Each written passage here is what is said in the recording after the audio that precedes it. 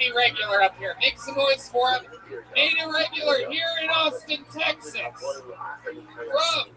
Texas, ladies and gentlemen, Hans Kim, everybody. Here he is, the newest regular on Kill Tony. Yeah.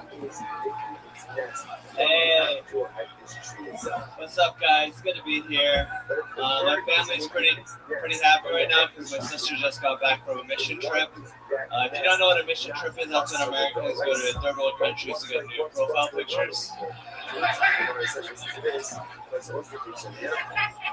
Good photo shoot. I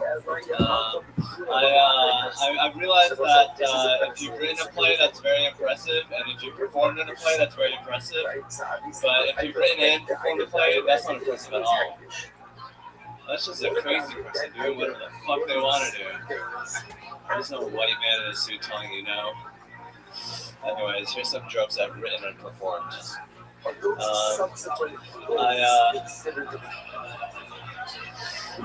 was talking to my white friend who was like, dude, the only reason black people are bigger and stronger than white people is because we bred them as slaves to be that way. I was like, instead of giving a superpower to people who hate you. Alright, thank you. Hans Kim, everybody, with a brand new minute.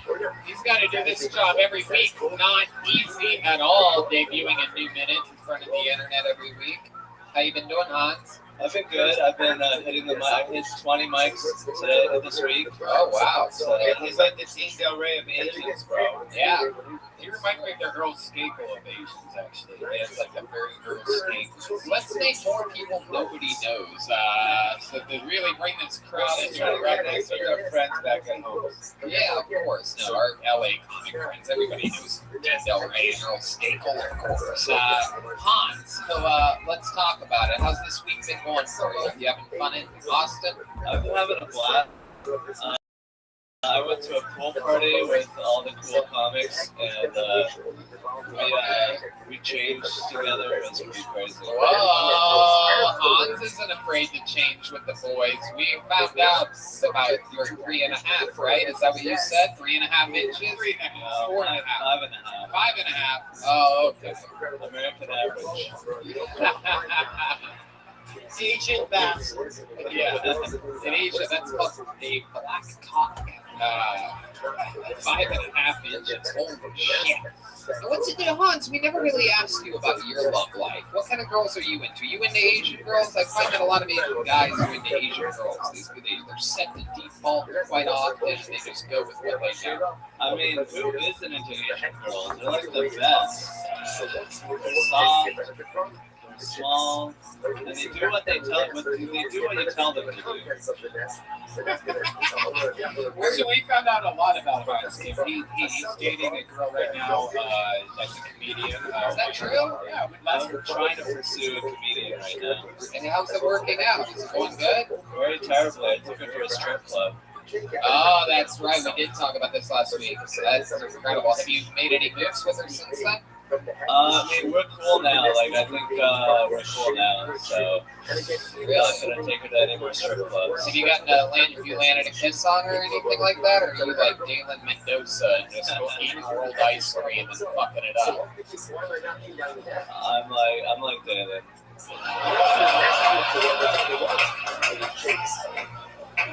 When's the last time you ever remember the white girl before? Yes.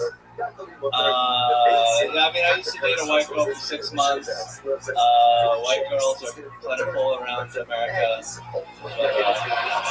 Thank you, Hans. I had no idea. I just got here super recently. I'm very excited to find that out. That white girls are plentiful here. Happenstance would have it. And that's very interesting. I love it. Guys, this is your first time seeing Hans Kim, right? There's There's an Asian with you on stage. I'm scared. No, it's a good thing. It's a good thing. This is one of the good ones, Paulie. You gotta be nice to these fuckers, dude. Seriously. This is one of the good ones. You know that's a rowdy race, but it's just one of the good ones. Hans. Whoa, wait a second. I'm changing my mind about him here. Hold on. I love it. Hans famously sang the national anthem to kick off the first Kill Tony back from my cancellation. 2 weeks after my cancellation. Super canceled. All my buddies are like, it'll blow over, dude. Just take a few months off. It'll all be good. I'm like, about 2 weeks. I'm going to have Hans Kim sing the national anthem. Trust me, it'll be fun. They're like, what? And then I hung up the phone. Was it like the national anthem of like North Korea? No, I had him sing the American national anthem. He had to read from pieces of paper, but we got through it. It took a while, but we got through it. So Hans, what do you think it's going to take for you to bang this American white girl comedian that you're into? Probably testosterone. You think if we brought her on stage right now that she'd give you a big kiss? Have you kissed her yet? Have you kissed her? Oh, look at me. Have you kissed her yet? You haven't kissed her on the lips? I don't think she's here. Really?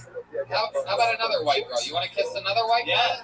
Is there a white girl out there that wants to kiss Hans Kim? Anybody? We have a great fan base here. I see a lot of beautiful women out there. Someone want to come down here and come on, come downstairs, you dirty whore. We're about to have some fun. Someone coming down? Oh, D Madness is going to do it, everybody. It's crazy. D Madness doesn't give a fuck. Oh, here comes one right here. Look at that. Get it. Oh, shit. Come on, get the fuck up.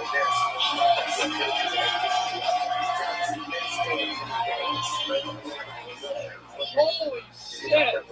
All right, stop. What the fuck? My Instagram is MilaBaby_XL. I'm a dancer in Miami. Hold on. Wait, we can't hear you. Are you from Miami? Did you take a shit in front of the last guy? No, I said I'm half Orlando. Where did you come from? Were you born on Rainy Street? What happened here? She looks like she just walked out of bangers like that. No, I just I'm a whore. Oh.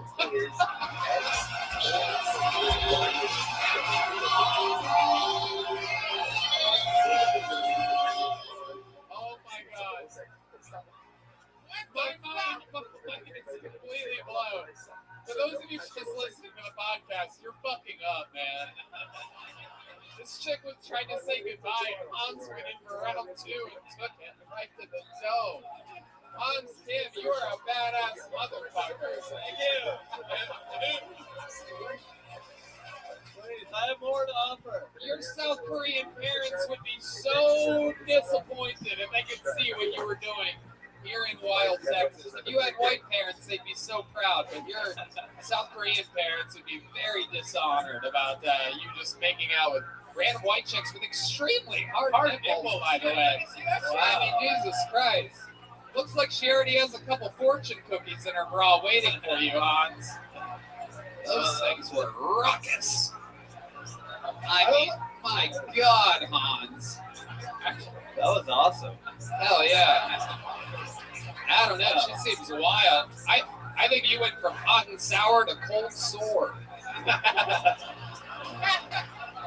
There's going to be a big something popping up. You know what's cool? What's the girl that you like? What's her name? The girl you talked about before. Bella Charlton. Whoa. Yeah, she's gonna see that. You're gonna get some pussy because of that, dude. That chick that was on stage was hot as fuck, bro. I don't know about that. Is there any chance Isabella's here? Isabella, if you're here, come to the stage. Let's have a talk with Isabella. That's the girl that he likes. Isabella, are you here? Is it really happening? Come to the stage, Isabella. Come to the stage. Holy shit, Isabella Charlton is here, everybody. Holy shit. Yeah.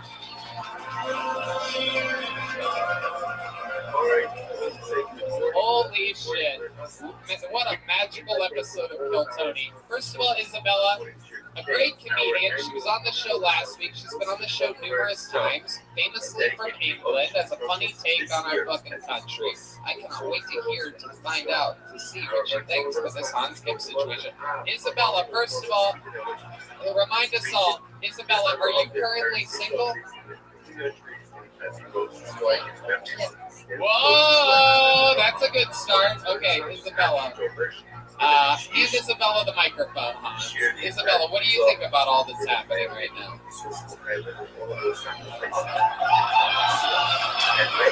I can't tell whether you have no idea what the fuck's going on or if you're really disappointed that Hans kissed a Smurf before you came up here. Kiss him, kiss him, kiss him. Right, guys? Kiss him. Kiss him, kiss him. Isabella, what's your situation? You ever kissed an Asian guy before? Have you ever kissed an Asian guy? Look, you're in America. Listen, you fucking Brit. You're in America right now. You're going to answer our questions. Yeah, lock the fucking door. You have kissed an Asian guy, right? Yeah.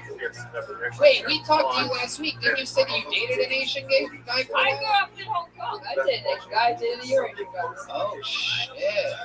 Okay, so what do you think? Hans is a good-looking guy. I'm genuinely disgusted in him as a person, and he knows that.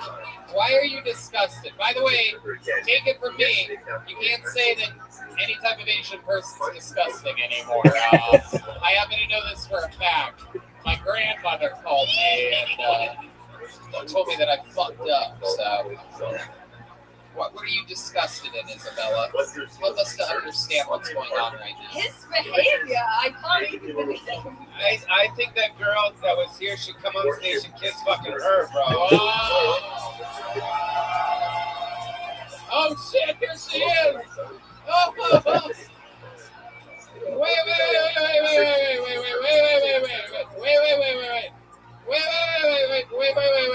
Kiss Hans again. Kiss Hans again.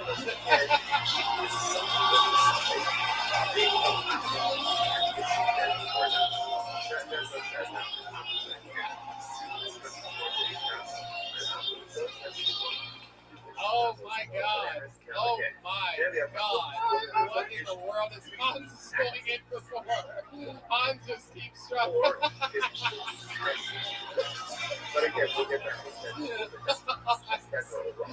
What? What do you say? It's the tequila. Sure, don't make any excuses. Hans has been drinking fucking sake all night. I'm excited about this. Isabella, I mean, look at this. This is a pretty fucking good-looking chick coming up here and taking your dinner right from you.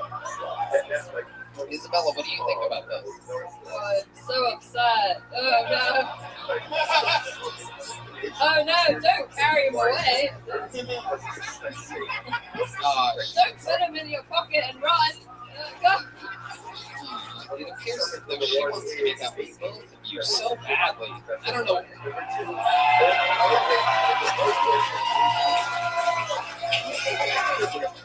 Isabella's like, fuck no. I'll bet your red band gives you a spot on Thursday at his. I mean, Isabella, if you want a spot on Thursday, I'm doing a show here on Wednesday. Oh, you can open up for Polly. You can do the Death Squad show.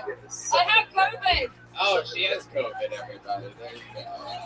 I love it. What are you two? Like, Isabella, come back over to Hans. Just stand on the other side of him. It's okay. You can't catch whatever she has just by standing close to her. She just gave me the middle finger. I wanted to put a condom on it so that nothing spreads. Hans is like, don't let him talk to you like that. Oh, cat, dude. They are just making out. So, by the way, right now Hans is like, Isabella, who? Thank God. Oh my God, he went from fucking Hogwarts to Pussy Warts over here.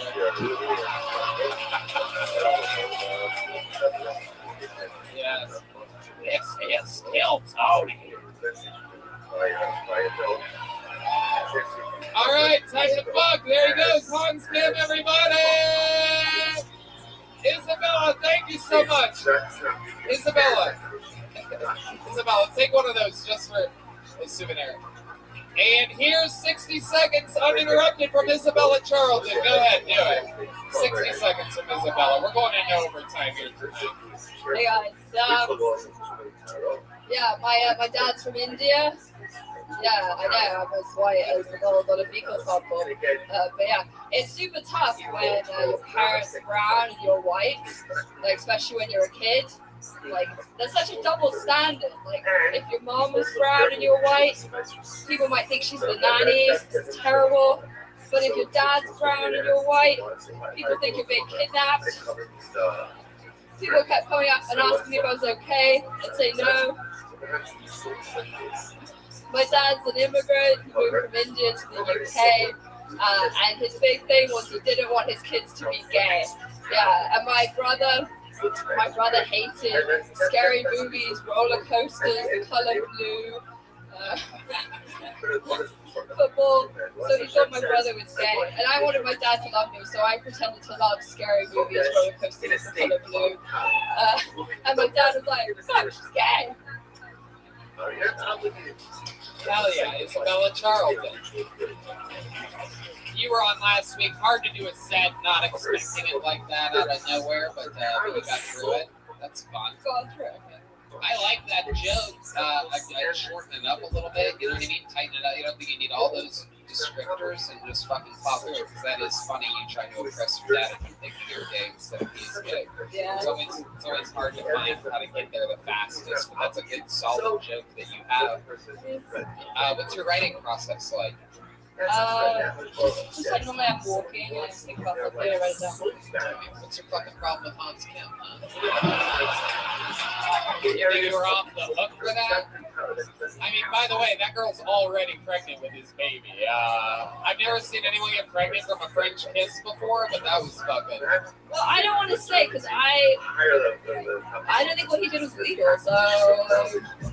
Wait, what was illegal about it? Well, we hung out at a strip club once, and he groped the stripper, and I thought it was not okay.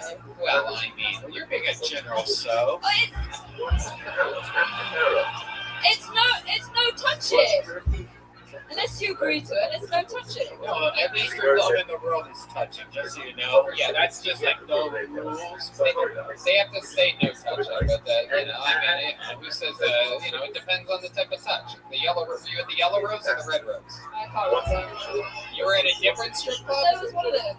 It was the Red Rose? One of those. Yeah, it was one of the Red Rose. Kaylee actually was the girl. Where's Was Kaylee? it? Kaylee, are you close? Kaylee, are you close? Kaylee, come up here real quick. Here comes Kaylee from the Red Rose, Yellow Rose, all the roses. Let's talk with her for just a second. Kaylee, sit on Josh's lap and talk to us for a second. Sit on You Josh's about lap. what's on this lap. Yeah.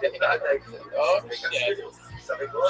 This is the second girl that got pregnant during tonight's show. Kaylee is currently, the baby's going to come out wearing glasses. It's going to be adorable. Kaylee, grab Josh's mic for a second here.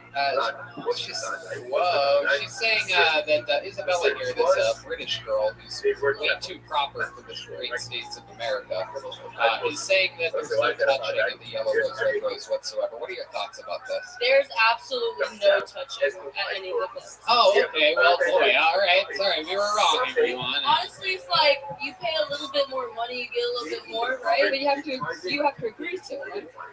Not always. I don't know how many fingers have been up my butthole without me saying yes. Wow, look at that. At one time. More than 10 at once? Okay. There you go. Kaylee, is anything, what will you let guys get away with? What's something that... Okay, look, I've literally gotten my man voice out. Been in the splits on the stage. Yeah. When they touched my butthole, I grabbed his hand. I was like, yo, bro, I'm gonna slit your fucking throat. And he still said sorry. It was so gentlemanly. After he licked the finger. He licked the finger that he put in your butt? I licked the finger. That makes sense. Lucky. That makes sense. It's like the bottom of the powdered sugar donuts. You know what I mean? If you put your hand in that bag, you gotta lift the finger. All right, Isabella, so much fun. Thank you for the new minute. Kaylee, feel free to. Oh, there you go. Okay, there goes Kaylee from the Yellow Rose, Red Rose. What do you guys think? One more bucket pull? It's been a 2-hour-long show. Do you guys really want to do one more? All right, one more. We'll make it quick. And then we'll close this thing out. Our final bucket pull tonight goes by the name of Jackson Fagundes, everybody. Jackson, here we go. Come on, baby.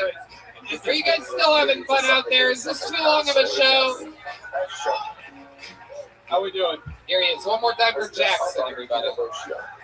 Look, I work the door here, and I gotta say, some of y'all are fucking cunts, dude. If you're general admission, it's like banging a hand. If you're general admission, and you, what's so funny, dude? Why are you? Let me get to the joke. Look, I love how Joe Biden gets a rise in gas prices but can't get a hard on. It's like, dude, if you had a couple Blue Chew, we could probably fix this gas price problem. Thank you, my Democrats.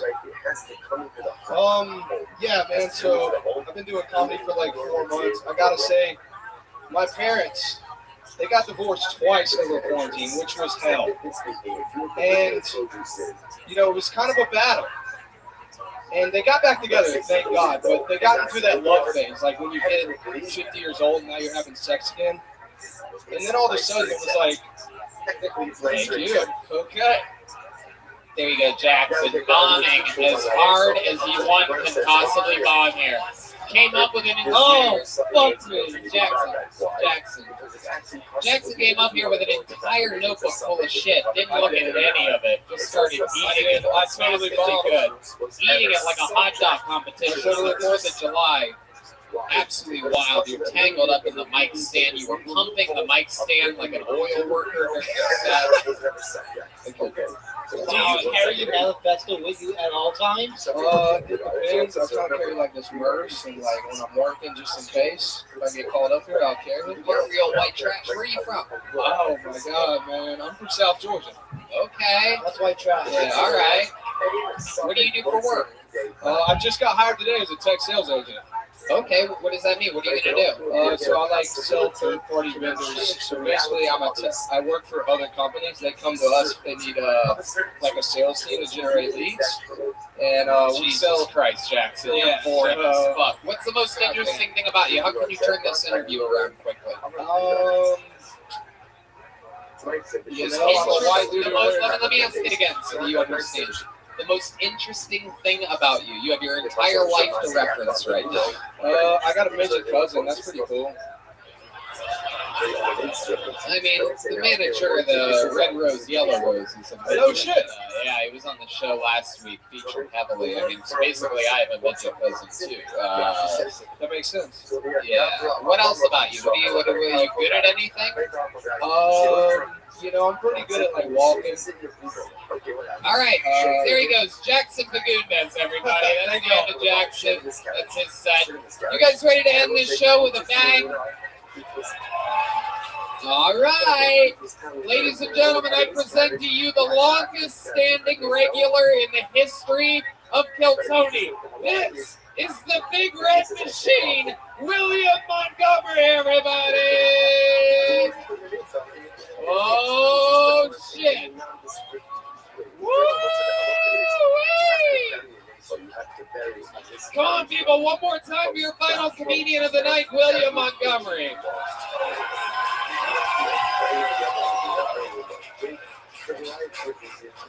Many people don't know this about me, but I have a huge following down in Tamaulipas, Mexico. Unfortunately, they don't always understand everything I'm saying, so I brought my translator. Give it up for my translator, y'all.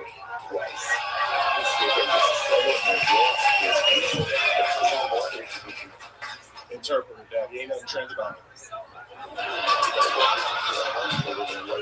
We didn't agree to say that. What? What's the deal with Senator Ishmael Garcia Cabeza de Vaca? That dude knows how to eat some tacos. It's like, come on, Ishmael, where are you from? Tamaulipas or Brownsville? ¿Qué pedo con el senador Ismael García, cabeza de vaca? Ese güey sabe comer tacos, ¿que no? ¿Qué onda, Ismael? ¿De dónde eres? ¿De Tamaulipas o de Brownsville?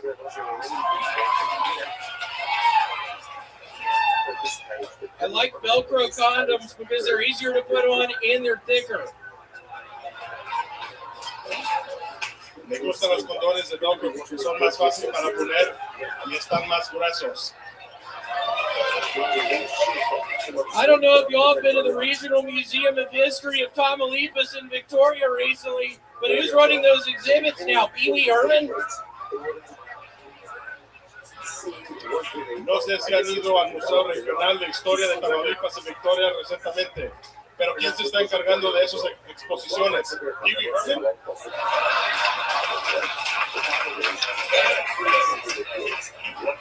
That was perfect. Hey, wow. Wow. Oh my God. That was the coolest episode of Narcos I've ever seen in my entire life. Oh my God. I didn't realize your material translated so well to Espanol. Neither did I. Yeah, we were actually in Tamaulipas last night. William, I love this look. I didn't know. It looked like if there was a crossover episode between Dallas and Duck Dynasty or something like that. Who shot PB and J over here? I'm going to start buying these shirts on eBay. This one's also a little too small. No, it's good. You wear it absolutely. Crowd, doesn't he wear that shirt well? Come on.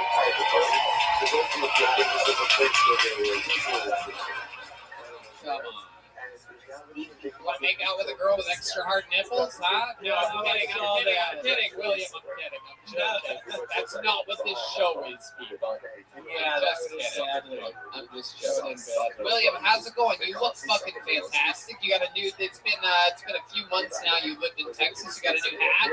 I do. Yeah, I went to LA Fitness for the first time I've worked out in 5 years today. Wow. It's fucking killing me moving my arms. It's a real segue. I asked about the hat. You talked about going to the gym today. Yeah, my arms were killing me. I was on the Stairmaster for 15 minutes. Wow. Yeah, your arms must be exhausted from the Stairmaster. Absolutely crazy. I was working on that joke when I was on the Stairmaster. Yeah. I love it. I love it. How long were you on the Stairmaster? 15 minutes. And then what'd you do? Something with a curved 20-pound weight. I was sort of just lifting it around. And some fucking old piece of shit came up to me. He was like, yeah, I think there's like a 40-pound one over there. And I was like, okay. I don't know why he said that. Do you think this is telling you to like lift more weights? Correct. Oh, piece of shit. Total piece of shit. Wow, he came up to you at the gym and said that? I did. Yeah, he was on the little bench thing next to me. And this was your first time at the gym in 5 years, you said, huh? Or more. I love it. Did you do a single sit-up? It really doesn't look like it. I tried, I can't. Yeah, this is bad right there. Yeah, it looks like you did squats with your belly. You're going to get those two brothers. What the fuck did you just say? I don't even get that. Yeah. I don't even understand that. Literally, I don't think anybody knows. What did you say exactly? All right. There you go. That's good podcasting right there. Now everyone knows what I'm talking about. What? The Duke brothers. Duke brothers? Boss Hogg. Oh, okay, yeah. Explain for the youngsters. Yeah, no, that's before my time. There's a 10-year age gap between me and Red Band, believe it or not. That's part of it. But I got the Dallas reference, right? That was close enough. Okay, so you're dressed like that. You think this is going to be, you have a lot of mosquito bites? You're very itchy right now. No, my arms are really killing me. I'm not kidding. They're killing me. Really? I took a nap earlier and I couldn't move my arms and it scared me for a second. Then I remembered I worked out. Yeah. It was bad. Really, I was legitimately afraid. Yeah, I thought I was dying. Oh my goodness. Wait, you look fucking fantastic, dude. I love this. I don't know what A&E show you remind me of, but it's definitely a few of them.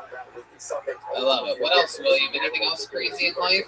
I wrote my old friend Alex Raiders was here in Vail, Colorado this weekend, so I'm flying to Denver Thursday. So we'll see how they go. How long have you been on the show, William? What's it been? 2.5 years? Something like that. Holly, William has been writing a brand new minute in front of the entire internet for over 2.5 years every single week. What do you think about that?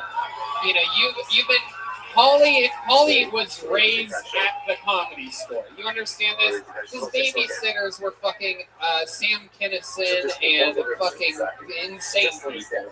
Richard Pryor, David Letterman. Yeah, they all took care of a little baby boy named Holly that was running around the comedy. And they molested me, but we can't go there.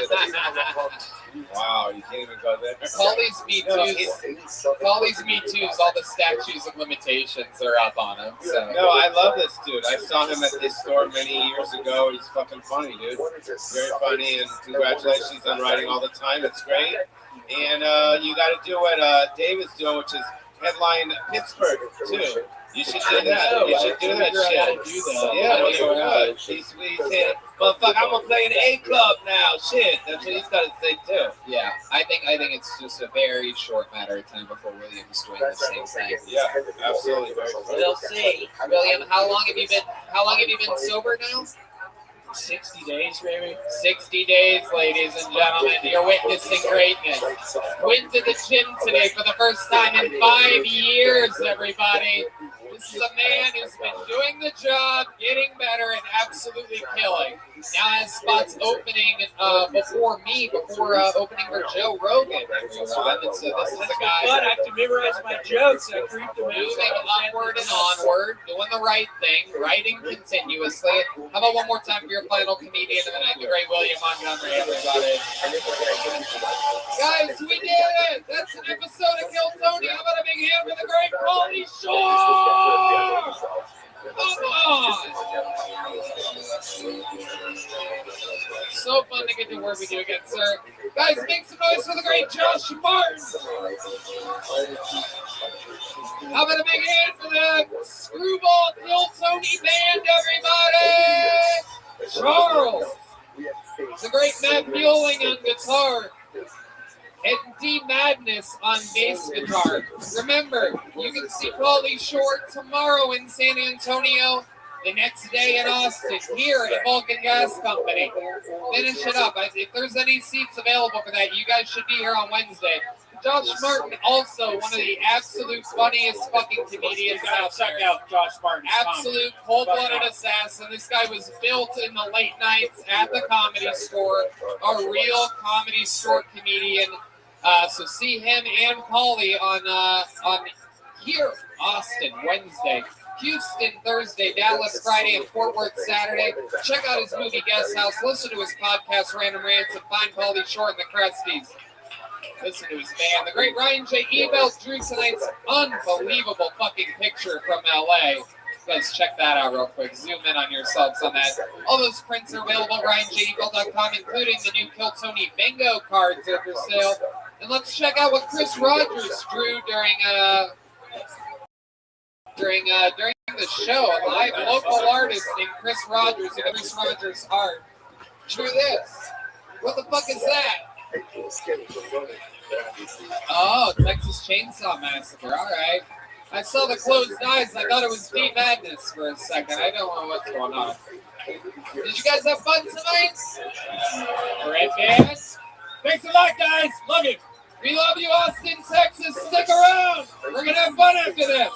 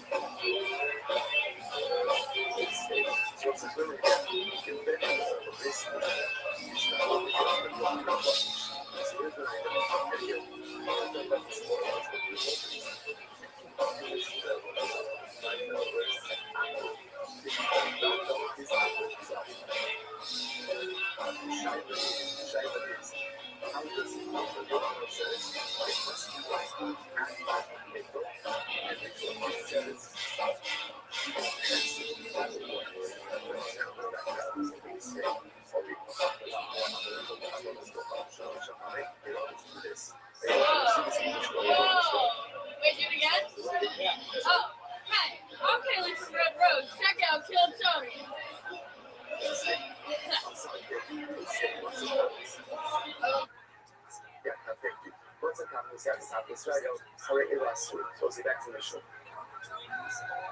What English will say, if you find the image of a hand or the image of a foot,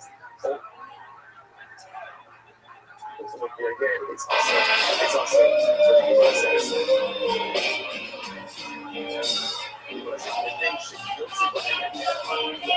because at the end of the day, that was a why is that? So that's what this is. So what it was. It's a cash out of the shop. The government has to be sluggish. It's what it is right. This should be called the water. Right? Because it's what it takes sluggish. Find what the piece is. Whether you have to actively go or you have a book on its own. That's the kind of what you're going to get what's wrong with sluggish as object. I mean, if you can't see yourself being walking, the chances of being lost, you're done.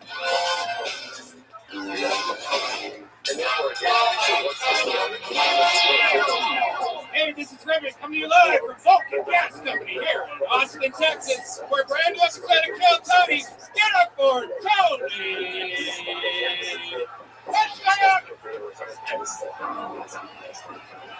Come on, Austin. There's people listening to a podcast right now. You have to make more noise than that. We're here tonight, Dan.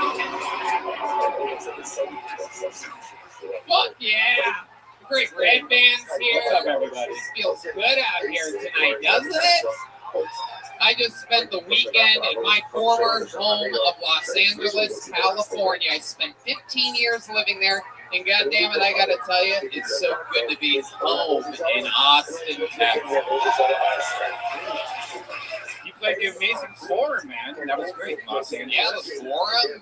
Went to the Comedy Store, performed there for the first time in forever. And I'm telling you, man, there's just something I couldn't wait to get back to Austin. And here we are, look at all these fucking hairy faces out here. Back home, dude. California people shave, even the women shave in California. It's wild. Good to be back here. How about a hand for the band, everybody? This is it. Screwball Peanut Butter Whiskey presents the Kill Tony Band. That's Matt Mueling on guitar, Michael Gonzalez on the drums. And how about a hand for my man D Madness on the bass guitar? I mean, it's unbelievable. Our friends from Shazier in here, Yoni's here out there with the loose camera, giving us barbecue, feeding us delicious CM Smokehouse at Golden Acres. Fun stuff. This is Kill Tony, brought to you by the Yellow Rose and the Red Rose, live from Vulcan Gas Company, the #1 live podcast in the world, with 523 episodes. Can you believe that, Brian? Wild. Austin Reserve Gin by Revolution Spirits is a real thing. That's out there. You can get that. It's on the tabletops. It's wine Montgomery. Yes, you can get a ginger shot that is the William Montgomery shot. And also, I don't know if you know this, but actually, I'll save that.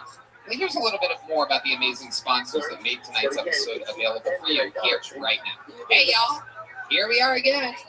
And I gotta tell you, when you have squeaky doors or clogged sinks or finicky engines, when things break around the house, you take care of it. However, when something's off in the bedroom, you just try to not think about it?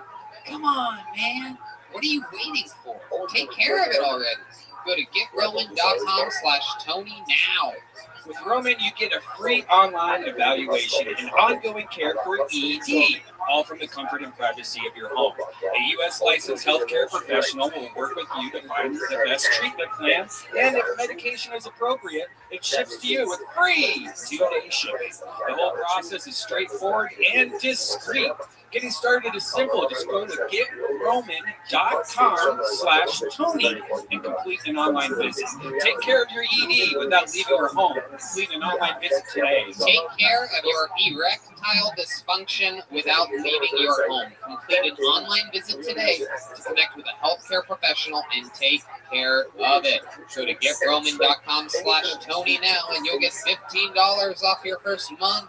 It's really time to take care of your ED.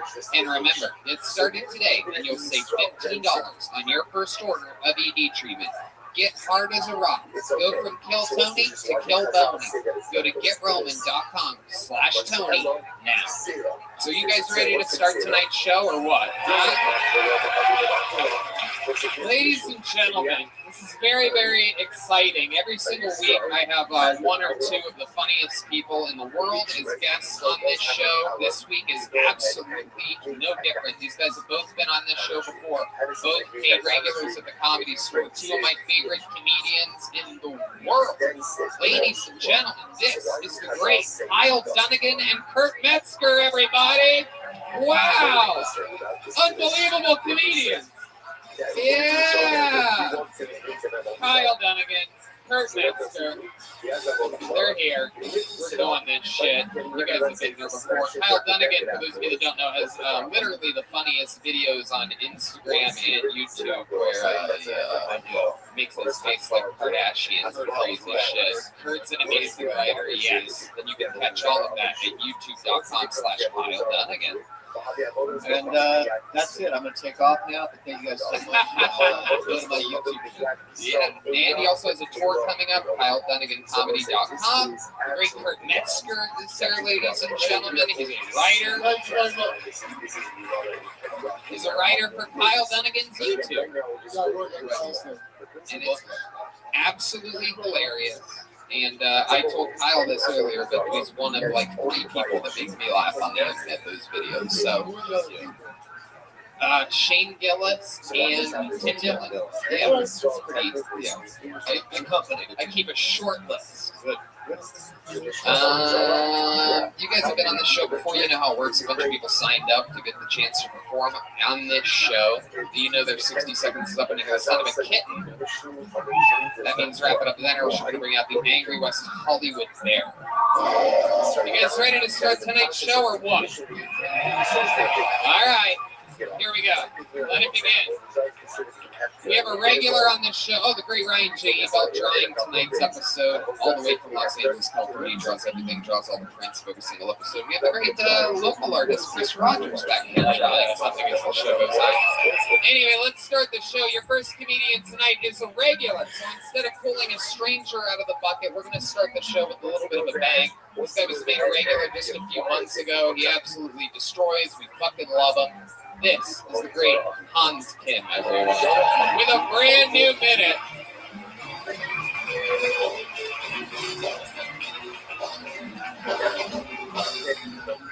What's up, guys?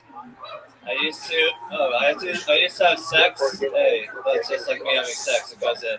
I used to have sex with this girl who was really into yoga and choke sex. I was like, do you enjoy breathing or not? Look at your mind, you millennial. I don't understand sober people. You're just going to rely on your day to make you happy? Jesus Christ, take some control back in your life. Just be the leader of the economy. But I was talking to this drug addict, and he was like, dude, you have no idea what it's like to have been a drug addict. I was like, I know. If only you guys who write books or movies or TV shows or paint paintings or sing songs.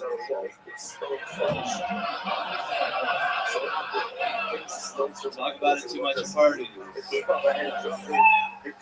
Yes, That's another new minute by Hans Kim, making it look easy. Starting the show. Real jokes. Still got it, my friend. The thing about Asian comedy is you're still hungry for more afterwards. You son of a bitch. How dare you? You just said that. Hans, what you been up to? Amazing.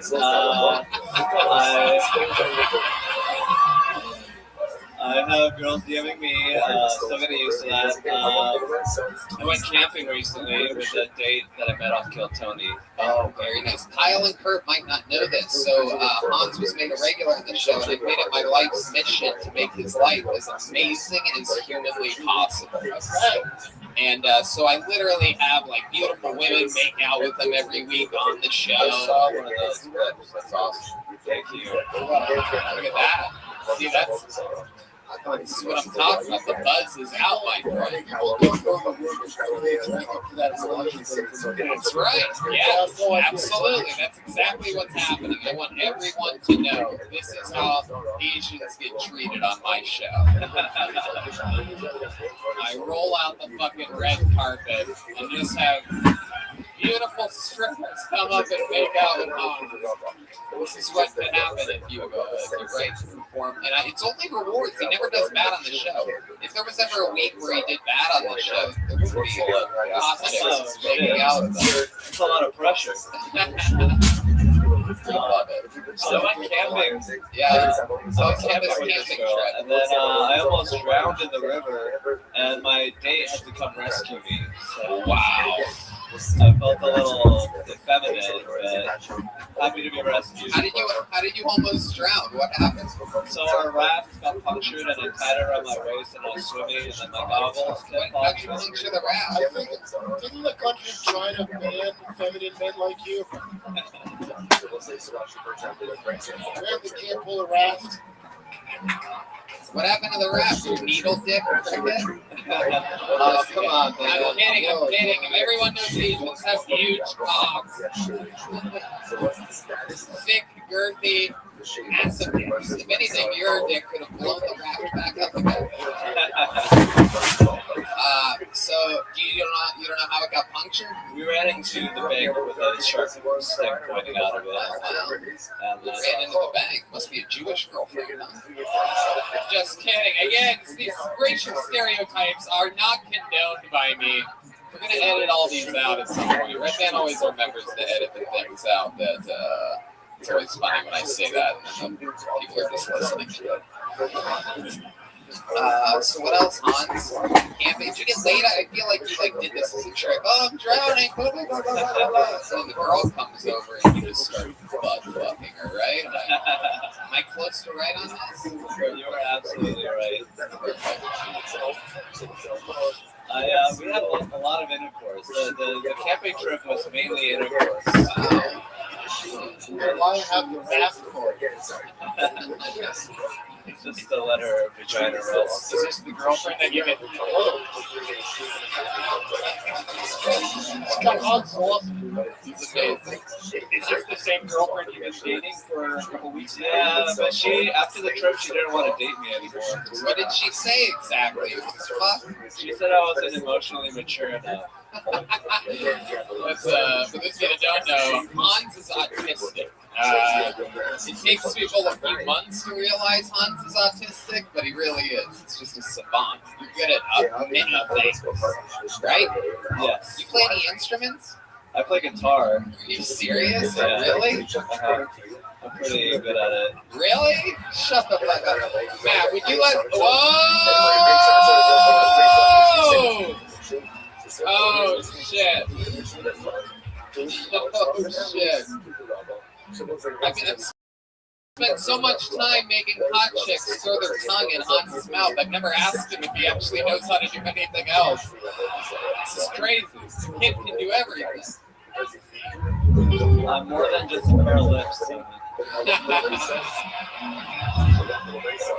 You're going to play us a little something? Sure. All right, here he is, ladies and gentlemen. Let's see what happens here. This is Hans. Should we guess who's going to be good or not? I feel like it could go either way. It could be a shading problem. I would say autistic, One note over him. No, I was going to go the other way. Like it's going to be Rain Man. You think good?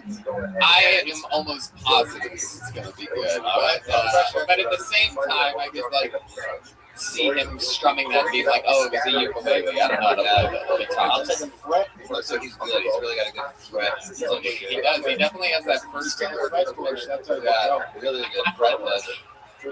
Small peanut's good fret push.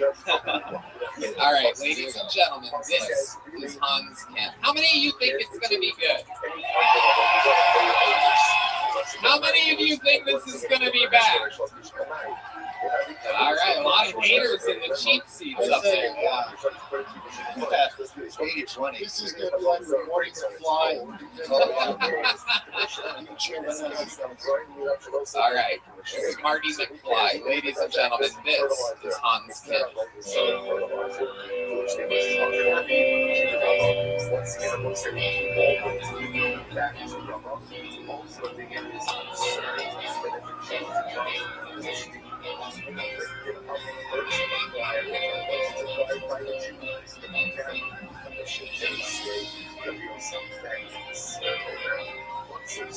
When you were here before, Yeah. look you in the eye. Felt like a feather in a beautiful world. You're just like an angel in a beautiful world. I wish I was special. Yeah, so fucking special. But I'm a creep. All right. That's enough. That's enough. Unbelievable. Very good. I didn't know he was going to do the whole goddamn song. Yeah, I didn't know. You did it. You could do it. I thought he was going to stop. Normally, I would cut a million other people off, but he looked like he was living his goddamn dreams up there. I had to let him go a little bit longer. I love the boy. Look at him. Look how happy he is. Thank you. You know how excited you have to be to grab the mic and the mic stand while it's in the mic stand at the same time? Let me tell you, as a performer, you guys might not know, but that's a level of excitement. A lot of people said you were going to do good. A lot of people said you were going to do bad. Turns out they were all right. You did very good and very bad at certain times there. The guitar was spot on, and then the voice came in, and it sounded like you were listening perhaps in your headphones. A little bit of play there, right? Is that what that was? I was going to win you back on the bridge. Really?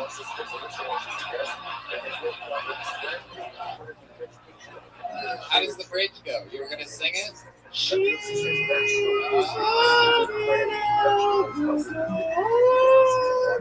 Hell yeah. This is what I'm going to see in my nightmares tonight, everybody. It's just him standing at the end of my bed doing that.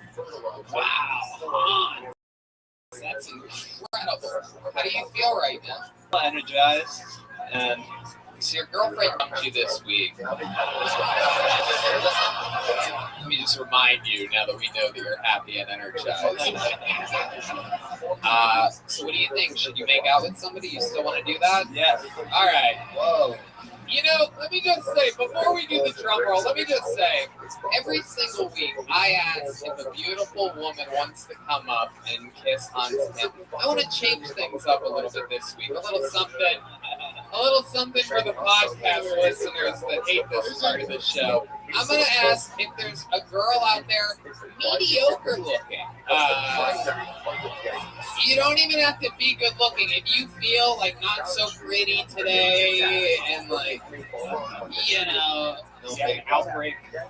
Wait, is this a good idea during the pandemic to pass around the Asian guy? Kurt, we're already 12 episodes into this. Can everybody get their own Asian? The bad news is that we've already done it. Wipe Hans down when you're done with him. I've had COVID 17 times now. Anyway, for an autistic guy, you think his numbers jokes would be better. Hans, what do you think about me? What do you think about me asking if a mediocre girl wants to make out with you? I think that's wonderful because they have, like, you know, they need it more. There you go. Come on, are there any half good looking girls, or do I have to ask for a beautiful? Is it only like a beautiful girl only thing? Come on, 6s or lower. If anyone wants to come up and make out with Hans, if you think you're a 6 or lower. Oh, also, how can I forget this? You get one of these if you do it. An I Kiss Hans Kim official T-shirt. The Kill Tony logo on the back. Asian style font. I believe it's called. I believe that's the Pangdangs, Wingdings, Pangdangs. I'm not sure what it is.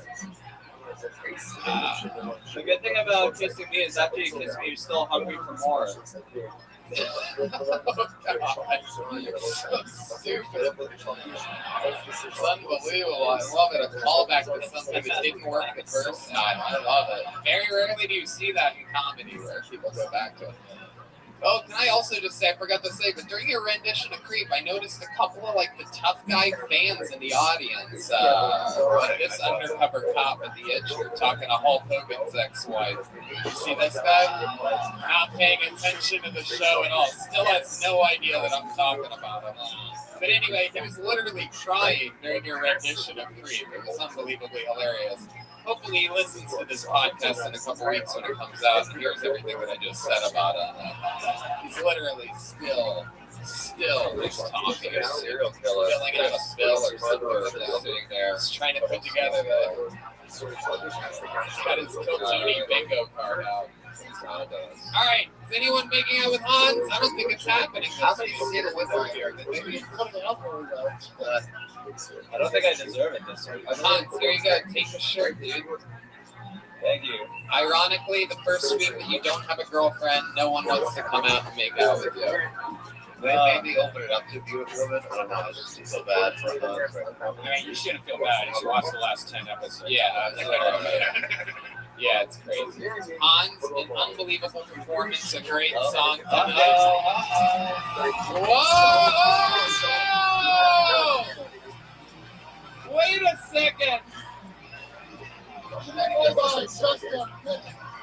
Wait a second. Hold on a second. Hold on. Everybody stop. Wait a second. You said a 6 or lower. Wait, Hans, correct me if I'm wrong, but isn't this the girl that dumped you? Oh, yes. Wow. Oh, what a hero. Come up to the microphone for a second. What's your name? This is Rap Girl? Paige. Paige. Okay. And you were dating Hans Kim for how long would you say? Like a month. Wow. Like, what were some of the highlights of dating Hans? Like, when you look back and you have, like, flashbacks to it, when getting fingered at Whataburger.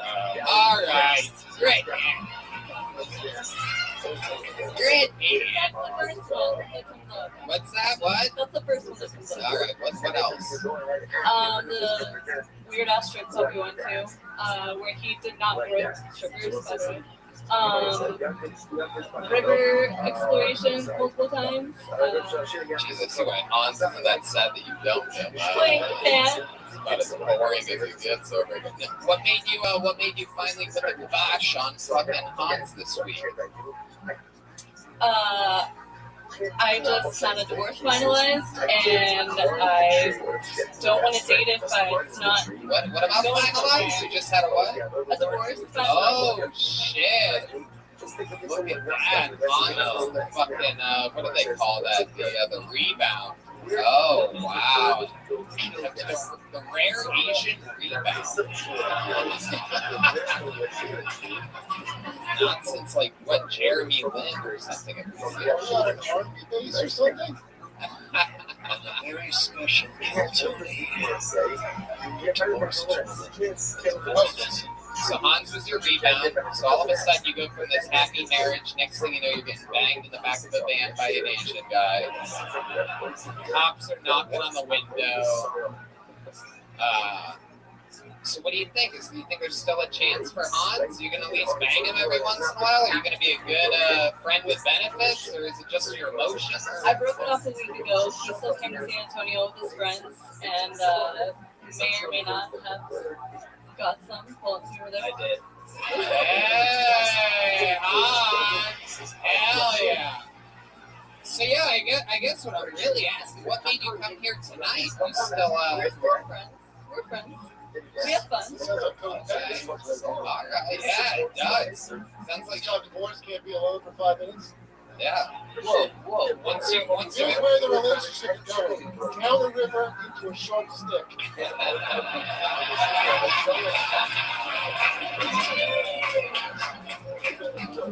That's pretty hot though, that kiss. It was. Hans is famously a good kisser. Everybody says that it's incredible.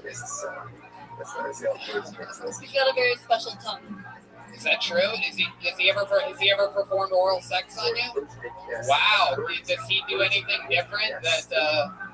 How does he do it? If you had to describe the way Hans. Legitimately the best person that's done it. Wow! Look at that. That's incredible. That's incredible.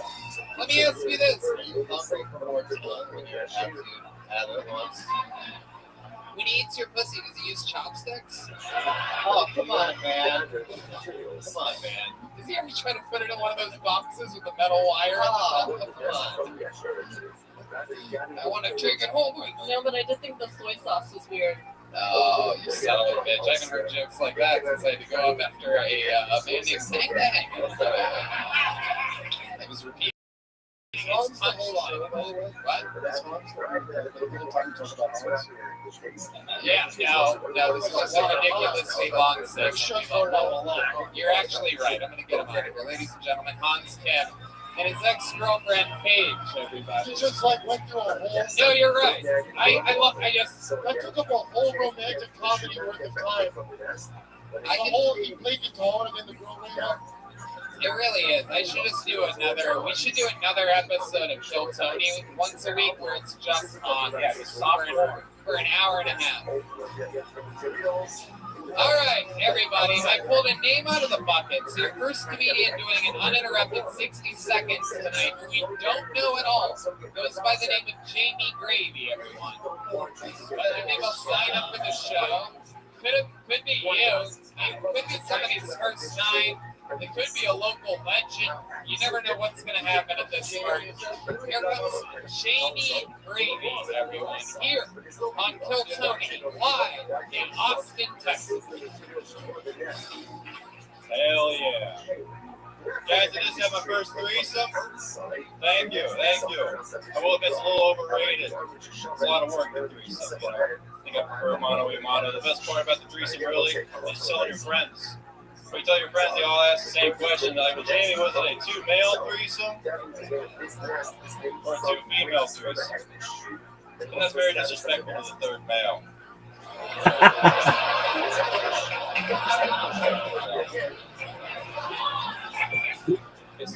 fucking. That's what it is. Not straight, actually. I want to come up here bragging about fucking all these sluts and shit. But look, here's the thing. I'm an ally with the LGBT. I am, but it's getting to their head a little bit. You know, LGBT was nice. Rolled up the tongue, they added Q.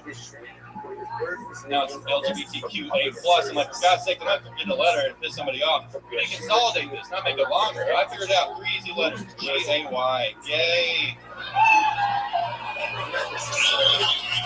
Beautiful. Jamie Gravy has arrived in the Kill Tony universe. Yeah. How's it going, sir? Welcome. I appreciate it. How long have you been doing stand-up? Going on 6 years. Awesome. Where at? All of it here in Texas? Yeah, mainly I started in Dallas, so that's where I'm at. Very cool. Or here now, but yeah. Hell yeah. How long have you lived in Austin? A week. A week? Yeah. Wow. Welcome.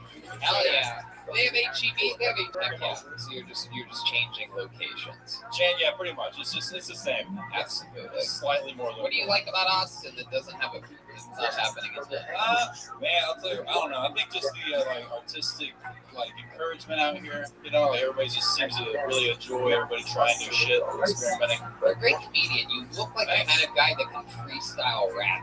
I don't know if you can or not. I wish I could, but look like you can. I'm way too white in that category. It seems like, it seems like you would be one of those way too white rappers. You know what I mean? It seems like every rap would start with, well, a hip, but yeah, I can do, maybe like a bar. I can't even match the first fucking bar. Is Gravy a stage man or your family? You want my social too? What? No, it's a stage name. It's a stage name. What made you go with Jamie Gravy? So my last name is Gravit, right? And people just kept pronouncing it incorrectly. At the open mics, they're adding like Z's on it, Gravits and shit. And I'm not fucking letting them. It's just Gravit, phonetically sound. So I was like, Gravy's a middle name for a middle school nickname. So I started going by that. It's also metal. Yeah, it's easy, you know. It works. How old are you? 32. What do you do for work? This is it, baby. You just do stand-up comedy to survive. Okay. Yeah, we're working it. I love it. What's your living situation? I live with 3 other comedians, so yeah, fucking shout out to the back of that big pen. You know what's up? Hell yeah. We actually know them, I think. Okay. Could you make extra money down here now freelance telling our certain portions? You would think, you know. Is there a good side work? Not a lot of tips in the jar and that. It's the whole thing. Yeah. What's a fun fact about your life that would surprise us, Jamie Gravy? Oh, shit.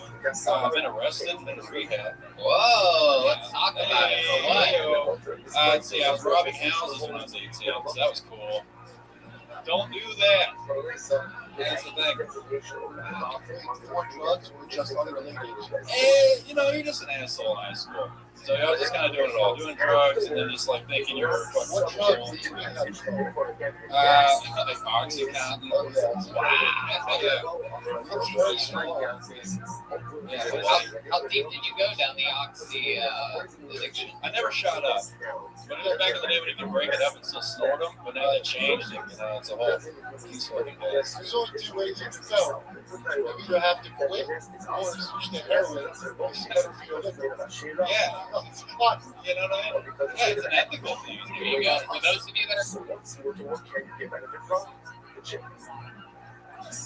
are releasing knockdown limits, what it means is get benefit from the contents of it.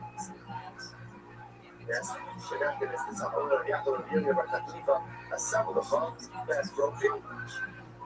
The content has a product. The product is also in the Sheila case, as well as the English results. So both of the cases also the Abrahams. You can't get benefit from the nest itself, especially for setting this up as a case where the nest is being made from the English tree, or the nest is being made from the Ashera tree. And again, even assuming that the materials work. President Hunter designation, it will go to the things that ever goes to the egg. So what's the case? Why am I knocking down the nest? Knocks the nest.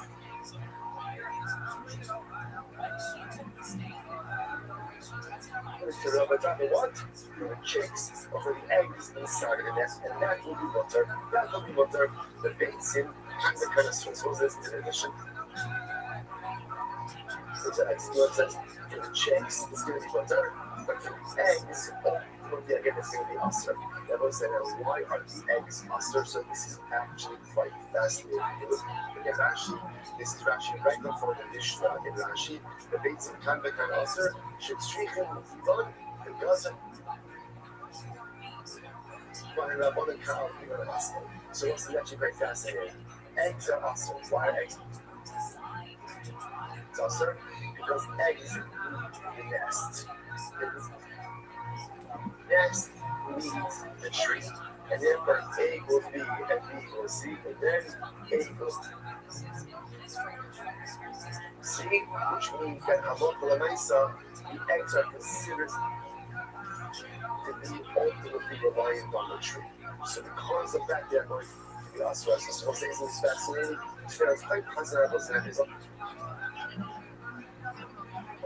There's a lot of variables going on here. But he was suggesting maybe in all these cases the nest is usher. Why is the nest usher? Because we're talking about a case where the nest was made from. We're halfway between an oxy heroin addiction. We hear it around. Her Metzgers are Might have to slow down. our senior bottom of the barrel correspondent. Your Metzger on the scene. There we have somebody here deep in an oxy. You saved his lip. Tom Brady brought it up. No, I love it. I love that. You're right. I'm a degenerate. That's right. That's right. Absolutely. What's your favorite thing that you've done in your comedy career? Coolest gig that you've had? Coolest. You know, last night at the VMAs, Conor McGregor tried to attack you at one point. Yeah, I hear it look like that guy. Water gun Kelly. Just wanted a picture. You couldn't get one. Yeah. I would probably get booed. What? I got my first boo recently. That was an experience. Okay. I shouldn't say it's my favorite, but it was memorable. Yeah, what happened? What part of a joke was it? It wasn't even I don't know what it was. It was just accumulation of everything's going. I thought it was going all right, but I don't know. About minute fucking 3, that this fucking booze started. I couldn't stop the shit. Right. Yeah, that was soul crushing. Damn. In Kansas City. Why do you think it went that way? Were they booing other people? No. Was this a white audience? No, it was a black audience. That could have been it. Oh, and you're out there doing jokes about banging multiple dudes and Yeah, it's the whole thing, you know. They don't like that shit. jokes with a bunch of different letters and Yeah, they don't shit. fuck with all that. It's the whole thing. They don't like that. They're more into Tony's Yeah, they like fucking hard hitting shit. Pussy. Yeah. What the jokes at, motherfucker? You know, that's better than booze. And in all black room, they do better than just boo. Yo, fuck you! Oh yeah, it was. I know what it's like. I know what it's like. I kill in black rooms, but I've seen, like, you'd be surprised. Like, they turn on their own kind pretty quickly in a comedy show. Black comedians have trouble in a lot of black rooms. That's a weird thing. It is. It's just a different ballgame out there. You know, in Atlanta, they used to do a thing called Keys Night, where the whole audience brings their keys, like a key ring, and if the comedian starts to not entertain you at all, and these are all black shows, you jingle your keys in your hand like that. So it starts with like one person jingling their keys, and then it grows, and like there's times where people fucking fail and the whole audience is just fucking swinging their keys, and it creates this insane noise. That's how cool. Like when I talk about like black hecklers, like that's how cool that whole scene. Kill Tyrone. Yeah. Podcast, they're gonna kill you. You get murdered. Yeah, It's got a jingle to it. Yeah, it's not funny. it really does. Jamie, I love it, man. Thanks. Fun times tonight. Good Appreciate set. it. Nice to Thank meet you, you. dude. Yeah, See you likewise. again Thanks, soon. guys. Absolutely. There he goes. The Kill Tony. Jamie.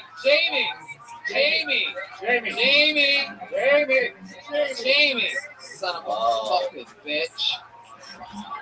Fuck it. I don't really care. It's his joke book. Here he is. Here's Jamie Gravy, everybody.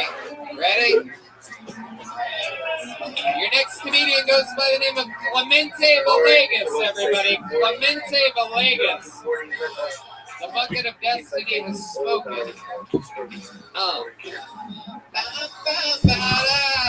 Here comes Clemente Villegas, ladies and gentlemen. This is definitely his Kill Tony debut. I would remember that name. Here he is. Here he is for Clemente. Hey, I don't know if you can tell by looking at me, but I am mixed, white mother, Mexican father. There's a lot of people off I know because I look like an evil Mario brother. I get it. I get the best of both worlds, you know, being mixed. I'm white, so I got to go to summer camp a lot as a kid. You know, but I'm brown, so sometimes it was immigration camp. What else? I'm brown, so I work really hard, you know, but I'm white, so I get mad at myself for stealing jobs. My name's Clemente, very Mexican sounding name. You know, I sound like a Mexican explorer. But I'm white, so I look like I'm trying to stop Mexicans from exploring. It's a lot. It's tough. It's tough. I am dating a black woman. Thank you. Yeah. First guy she's dated outside of her race. So she thought she lucked out picking me. The joke's on her. I have a black guy's credit score. So, yeah. We have cute nicknames for each other, you know. Like when I got... I'll stop.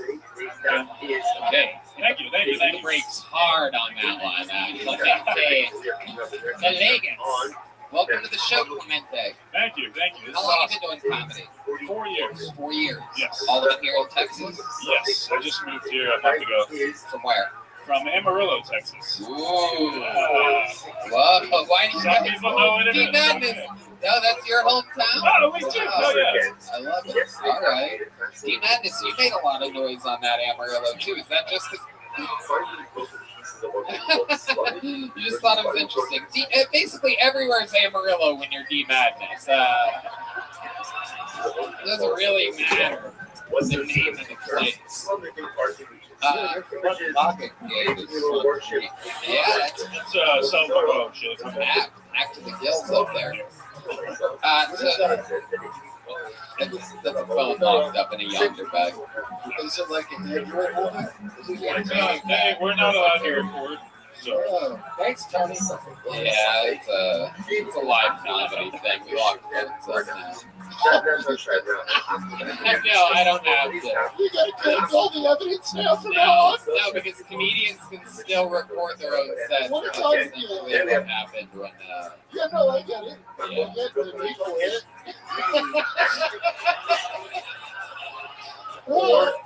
Anyway, so Clemente, let's find out more about you. What the fuck? What do you do for work? I work at a bank. Okay, what do you do at the bank? Just like open accounts. I just got the job, so I just started training today. You know, I was thinking of you like a guy who's like, can I help you at the bank? Yeah. Thank you. That is true. But you had to break it to me that Chase doesn't make new cards anymore at the bank. I have to have it mailed now. They're like, well, these guys sort of like, Chase didn't hire me, so. okay. Happy state. Can I say that? Cut that. Yeah, there you go. The live editor in the back, totally just chopping the film and reattaching it. Cut that. Oh, shit. I love it. Clemente, what's your living situation? You moved out of the house with the whole family and everything, and now you live by yourself for the first time in your life? I mean, I never left my hometown, so technically that's true, but that's just me and my girlfriend got a place. Oh, okay. This month? Exactly like a month ago. How long you been with this girl? 2 years. What did she do? She is a server at the Fairmont. Sounds like a fancy place. Why do you keep naming all the businesses that you I don't know. I should stop. Is there anyone else you want to dox on the show? My social is... Clemente, you have any special skills or talents other than stand-up comedy? You seem like the kind of guy that knows how to fucking like row a boat or something like that. You take people out on gondola rides or anything like that. You're so perfectly half Mexican and half white that you are Italian by default. Yeah, I get that. That's I did just get a paddleboard, so that's exciting. Hell yeah. I picture you as the guy in one of those paddle ducks. You know what I mean? I can see you. You ever taken one of the big ducks out for a ride? I haven't. No. All right. Sorry. So what were you saying? Would you have other than the paddleboard? What else do you? What else are you into? I'm trying to think. I was doing jujitsu before I moved off, so now I can't afford to do jujitsu. But you know, That's fantastic. I know. I love it. You go out for fun. You do things at nighttime. A lot of mics I try to hit. Yeah. Other than like comedy, anything interesting about you at all whatsoever? Like anything we should know about your entire life? You have a big family? Yeah, I have a pretty big family. They're mostly in El Do Paso. you have any weird medical pre-existing conditions? Yeah. What do you have? I have a mass in my brain and hypothalamus, not cancerous. So Wow. Is it growing? Is it getting bigger? I haven't checked in like 5 years. Oh, that's perfect. So it's That's probably, Yes, absolutely. 100%. Well, Clemente, fun times. I'm not getting much out of you. What do you guys think about Clemente's jokes? Talk a lot about being mixed, half white. I'm guessing your dad's the Mexican in this, right? Yes. Okay. And what did he do? How did him and your mom meet? oh, he was just like in the military and they fucked and then he like ran away. Wow. Looks like at some point they free. Yeah. Sounds like the I'm military. pretty sure it was consensual. Yeah. Yeah. How about your mom? Does she have a job? Yeah, she's a nurse up in Amarillo. Yeah. I'm not gonna say the business. So your mom, she's a nurse, and she's like, just leave that brain tumor alone. And like, What? She's not like a brain surgeon, you know. she kind of probably knows one. She probably did a CAT scan. Is your mom vaccinated? No. Right. That's an interesting thing happening. A lot of nurses not getting vaccinated. Very interesting thing to keep an eye on. Did you talk with her about this? Oh yeah, she's like super like anti-vax. Right, because those nurses see what actually happens there on the front lines, huh? Yeah, well, she's also like not like a common nurse. She's pretty. She's got a lot like Alex Jones, that's the nurse. You'd be surprised how many nurses are not common nurses anymore. But honestly, yeah, we really don't. A lot of them are simply not working right now. It's crazy times amongst us. Again, I just spent a weekend in LA, and that place was wow. It was really wild. It was amazing. I don't know. You guys still live there, right? Yeah. So that all seems normal, and this seems probably crazy to you guys right now.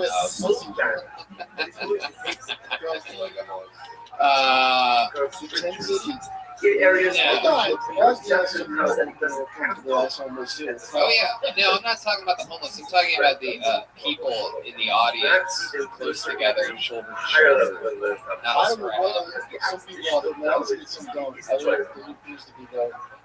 Yeah, you gotta have a mask, and then you can take it off. You're just on and off all the time. You have to take it on the back and then you take it off when you get in the room with all the people. In a comedy store, they always need the mask on, and it's what kind of the comedy store everyone is, you can take it off. None of it makes sense. Yeah, none of it makes sense. This guy's still up here. Clemente, thank you so much for coming on. Your Kill Tony debut. Here you go. That's a joke book from Bonsai. Custom made leather joke book. How exciting. They smell great. Adrian Cavazos, a local artist, takes real leather and makes those. Your next comedian is William Ray, everybody. 60 seconds from William Ray. Check that out. Cool, right? It's a real. Can I have this? Get a free joke book. Oh, I love this. William Ray. Sing it, Kyle. You got this. Yeah. He's got a minute. All right, here he is, William Ray, everybody. Thank you. So, I was looking at myself today in the mirror, and you ever seen those that are watching? Yeah. That one really snuck up on me. But hey, man, it's what it is, you know? I'm a bald-headed white guy. Kind of a big nose. But I'm not mad about it. And even if I were, what am I going to do? Fucking go out there and try to cancel clowns? Could you imagine if I like started a protest and was like, all clowns should be canceled? I take offense at what they're doing. They have been silently mocking me for years. Don't think I haven't noticed that shit. If I went through with that, though, I'm not saying it would work, but it certainly wouldn't help the clown's case that the most famous member of their entire tribe raped and murdered a bunch of little boys. William Ray, everybody. Closing with confidence. I love it. This looks like a guy that has, up until this point, exclusively only performed at prisons. This is like a reverse Folsom prison. It's like Jamie Greavy's Oxydoc. Shit. If I went through with that, though, could you imagine if I like started a protest and was like, all clowns should be a white guy with a kind of a big nose? Well, I'm not mad about it. And even if I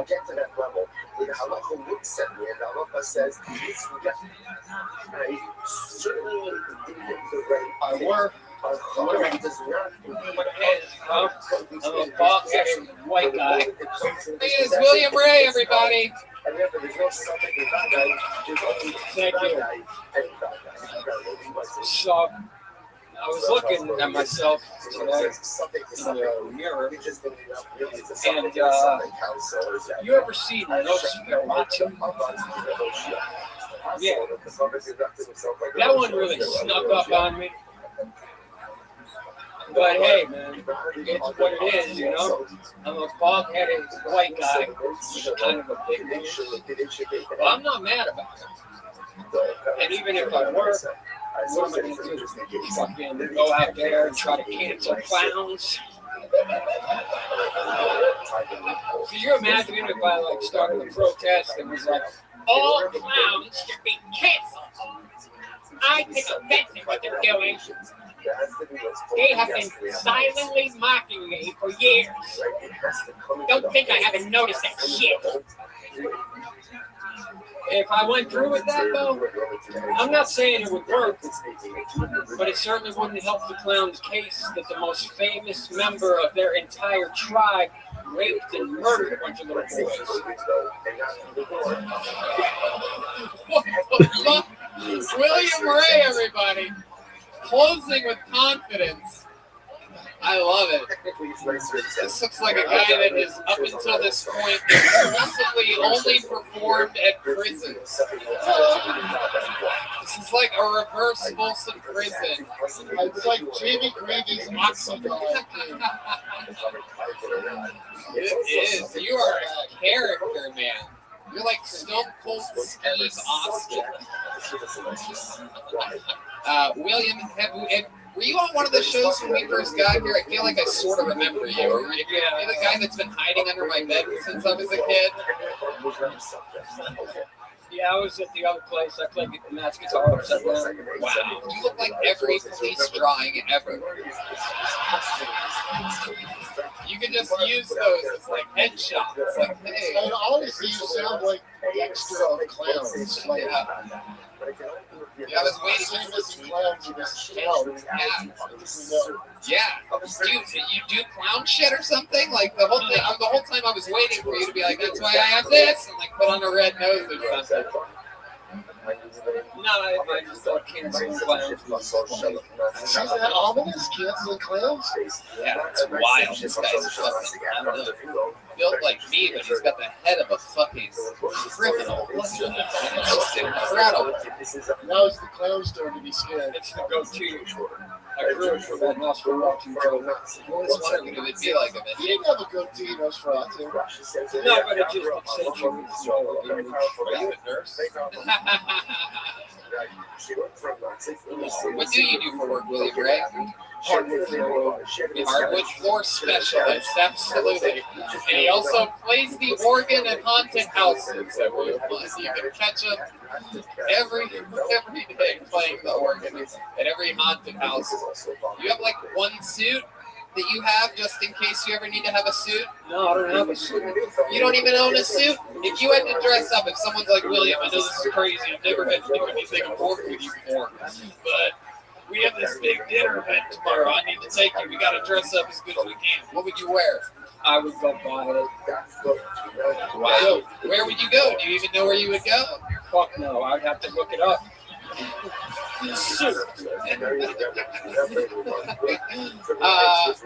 How old are you, William? 51. How long have you been doing stand-up?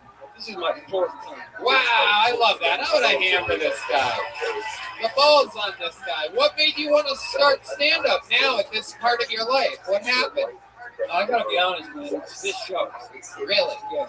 They let you listen to this in jail? Very strong closer. Have you been to jail? Are my instincts right about all of this? Yeah, 2 years. Hell yeah. What was it for? What'd you do? It seems like you have the head of somebody that doesn't just fucking do petty burglary. You know what I'm saying? It's something with a weapon, right? Armed something. My first charge was assault with a deadly weapon. Yeah!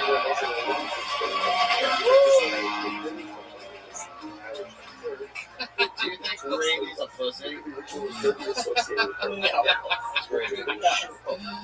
Well, yeah. So, assault with a deadly weapon. What happened there? Did some guy like try to take you? Stopped an Asian kid and his girlfriend. Stop with the Asian jokes, Kurt. Jesus. It was 5. I know this is your first time with me, but it was 4 months ago. My God. I meant Hans. All right. Back to William. Who's, by the way, a much bigger racist than I could possibly be. I mean, you look like you hate everyone. Am I right? You look like sometimes you're just even angry at white people. Am I correct? Your name is William Ray. You even have a criminal name. What's your middle name, William? What? Oh, wow. So you don't even want to give your last name because we could look up the shit that you've done. William Ray. There's another first name in this. Yeah. David Ray. Yeah. William Ray Riley, convicted of armed assault. All right. So what happened that day with the armed assault? This kid headbutted me in the mouth and almost nothing. Wait. We're going to do this Tarantino style. You started with the middle of the story. Let's go a little bit back. No engagement with anyone ever starts with a headbutt to the mouth. That is not in any country their hello. Yeah, that's true. So let's take just a couple steps back. Are you at a concert? No, we were at Rock and Roll David from Sunset. See how close I am? You have any? You see? You think that's easy? It's not. And I was trying to meet girls. I was like 21. That's a Sunset Vine, correct? No, it's at Sunset and Vista Gallery. Yeah, that's the same. It's Gower. Yeah, I know. Yeah, thank you. I used to live there, right there, Hollywood Gallery. Wait, so this is 80s hair metal times? What is that? Yeah, when is this? 1992. Wow, 92. Wow, Reservoir Dogs is the new movie out in theaters. Wow, yep, that's the song of the year. It's Cult of Personality. And you're out there. What do you look like then? Not the same haircut, am I correct? No, I had like Anthony Kiedis hair. You had what? Anthony Kiedis from the Oh, okay. Hell yeah, fuck yeah. What were you doing for work back then? You were working at a guitar shop or something like that? No, I was just reaching off my stripper girlfriends. Oh, okay. Living that Hans Kim lifestyle out there. For sure. I love it. All right, so you're at the Denny's, and then what happens? They say, I'm sorry, sir, we're out of moves over Miami. Okay, then what happens? You're at a Denny's. Then The kid, he was my friend. We were together, and he was real drunk and making a scene, and just being an idiot. And your friend was. Yeah. And I'm like, dude, you gotta chill out. I'm trying to make girls. And he's At the Denny's. And you're still at the Denny's. Yes. Okay, right. Yeah. Are you at a table? Yeah. You're in a booth? And you're sitting across from your friend. Absolutely. Just to let us know what types of asshole things was he doing? Yelling at other tables? Yeah, all that, being loud. And you're like, dude, I'm trying to pick up bitches, man.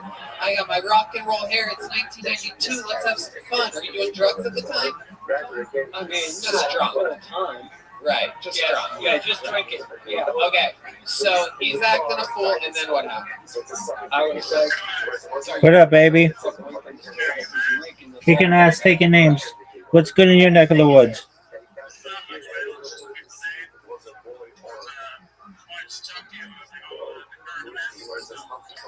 Oh boy. Okay, what's going on?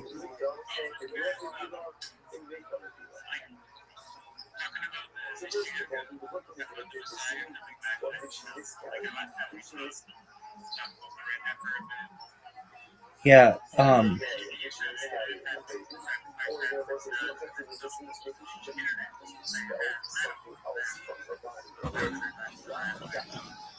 okay, so I heard you talk about Mashiach. Then what?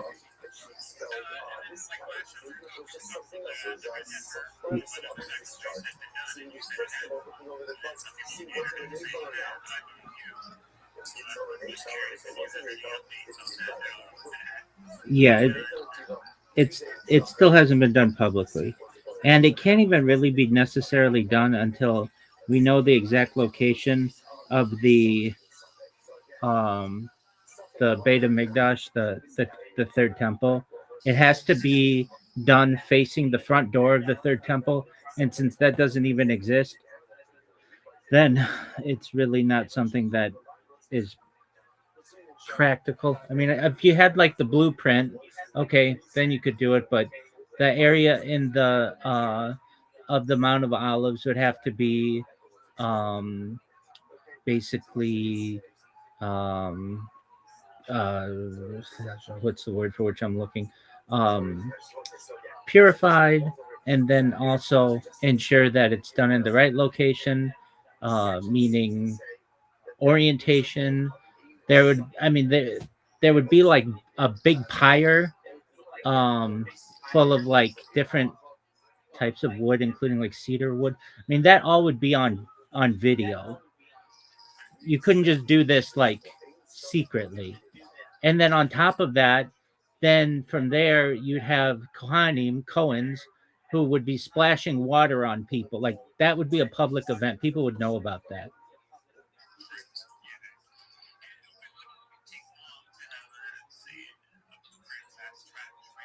Oh, blueprint's done. Blueprint's done. It's the Temple Institute, but that's going to take some time to build. Obviously, once the Dome of the Rock and Al Aqsa Mosque are either removed or destroyed, or happens with that, and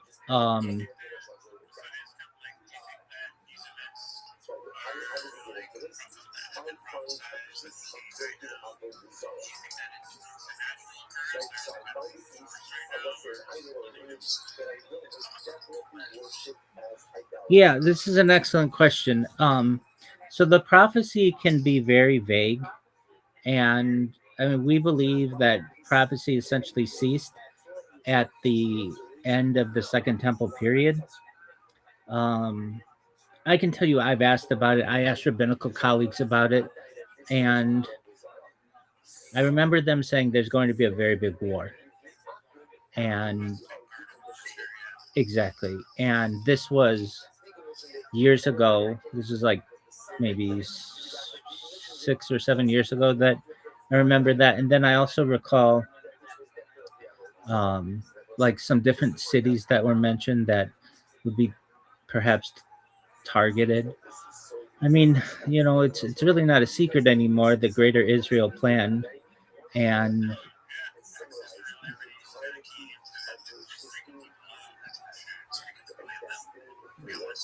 yeah, well, I mean, the goal is world domination. And if that freaks people out, it shouldn't. Every civilization that's ever existed has wanted world domination, whether it's the British Empire, the Roman Empire, the Mongolian Empire, the Japanese Empire, the Chinese Empire, the United States Empire. Every civilization has always wanted to eventually have every control over the entire world. That isn't something that is to be surprised. Now, what shouldn't scare, I mean, that could be scary to people. I absolutely understand that, especially when you get some very far um, leaning individuals, especially within some of the different movements that basically say, everybody's going to be enslaved, and we're going to rape everybody, and all of these things.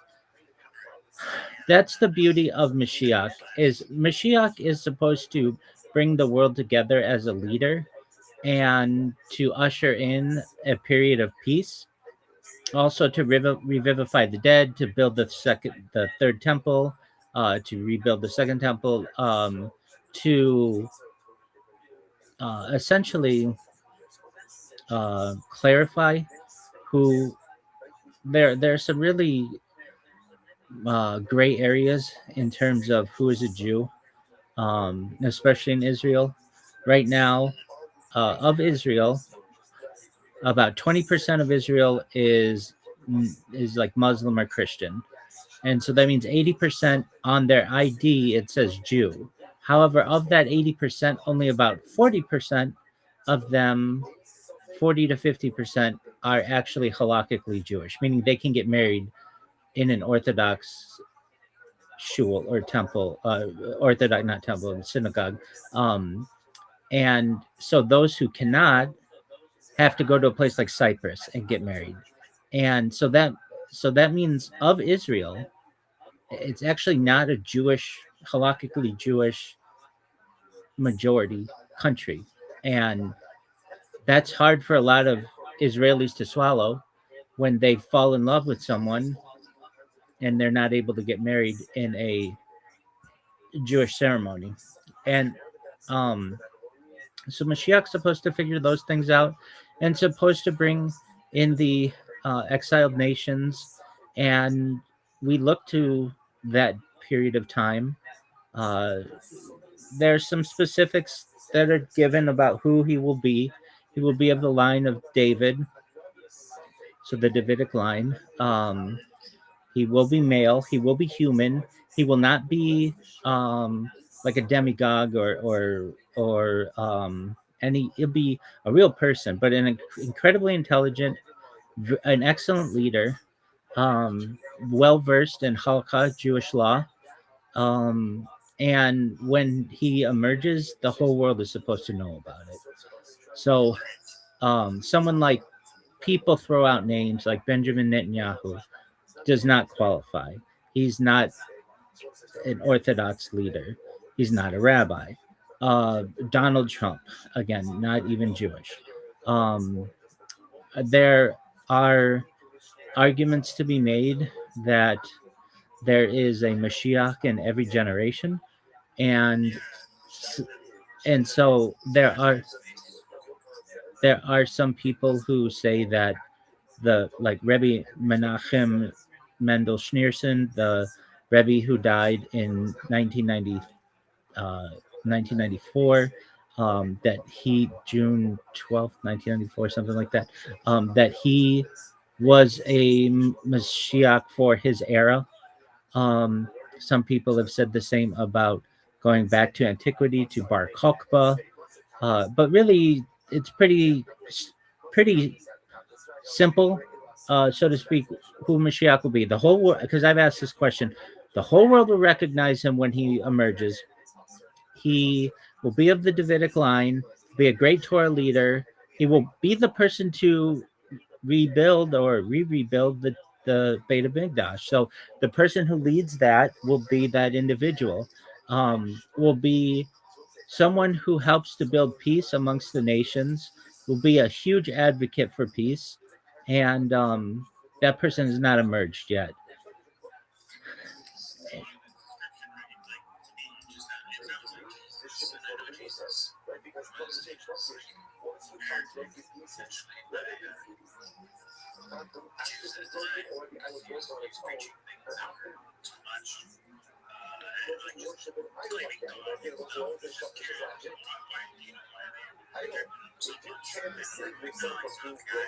Yeah. So, well, I'll give you the halakhic or Jewish version, and then what I actually think probably was more accurate or could have been more accurate, which is not accepted within mainstream Judaism by any means. But I think it's practical and it helps to bridge a gap. Okay, so a major issue occurs with his lineage when his mother says that she's impregnated by God, when that causes all kinds of issues within Judaism because we need to know who the father is.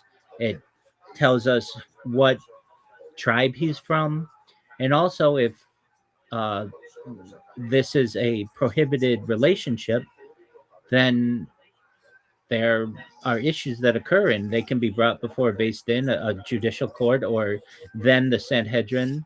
Basically, we need to be able to trace this person's lineage, and that's not able to be done when she says that she was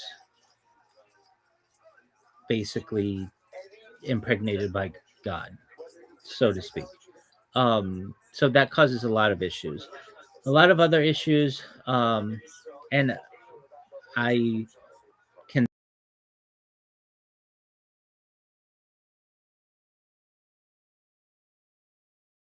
temple due to essentially taxation that caused issues. Certainly, issues with interaction with uh, the dead, or perhaps also just preaching that they are something aside from being fully human. Now, you've got to understand, and I think you do, that the Nazarene never wrote anything down, nor did anyone who ever met him. These were only people later on, like he died. I think the the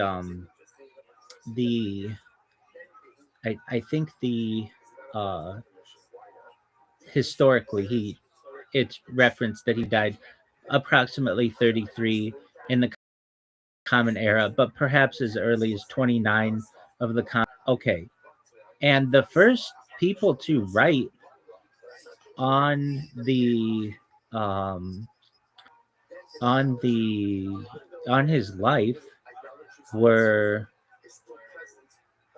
well, I should say none of the Gospels.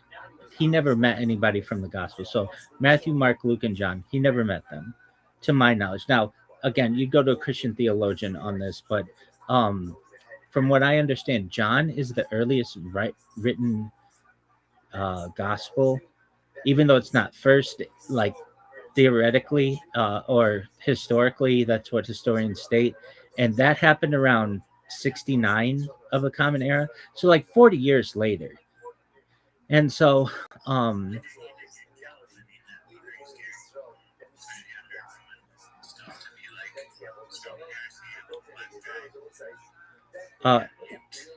well, there's an, I mean, there are arguments to be made that he never existed. I'm not saying that those are true. I'm just saying that those are some arguments that are made. I am someone who, I mean, he's written about in the Talmud. At least there are references of perhaps someone like him in our ancient writings. However, it's not specific. So there could have been other people with his name. I can say that the idea that he said that he was the Son of God and said that he was God incarnate and all of that stuff that happens within Christianity, he never said any of that stuff. Or I shouldn't say, we don't have a direct writing of him saying that stuff. That's people later on. And then even like editing and the Council of Nicaea, like 200 or 300 years later. So basically, a lot of the texts have been altered. Now, well, yeah. Well, so as I understand, he was seen as an enemy to the Roman government, and especially at that time, um, Pontius Pilate, who was the local uh, governor of the area, felt that he was a threat, and so did the Roman governorship as well. And so they got and so basically they went to the Sanhedrin and said, "Is this your guy?" And we're like, "No, that's not our guy. We don't have anything to do with that guy." And they're like, "All right, well, this person's basically a threat to our authority, and you can't do that, and so we're going to kill him." And the Sanhedrin was like, "You do you. Crucifixion is not an approved of capital punishment within Judaism. So when people say Jews killed the Nazarene, I mean, if it were stoning, if it were one of it,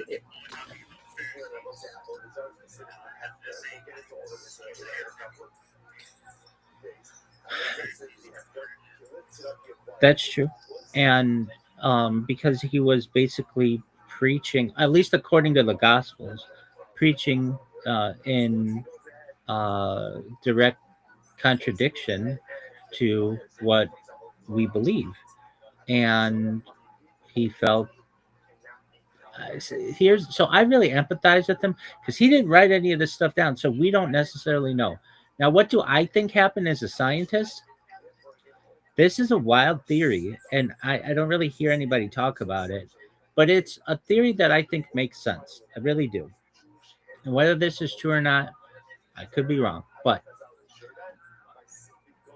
since the dawn of time, we've had alien abductions.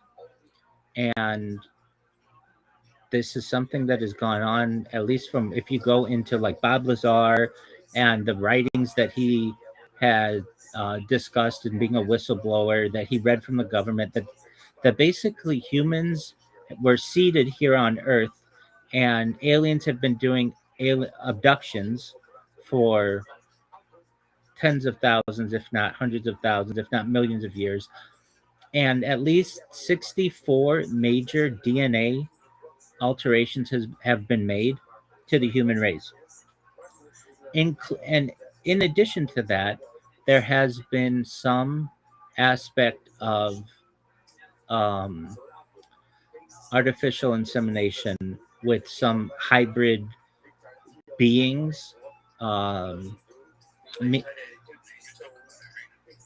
me? Yes, they do. Absolutely.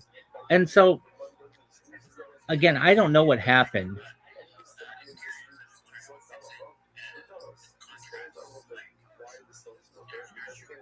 Right?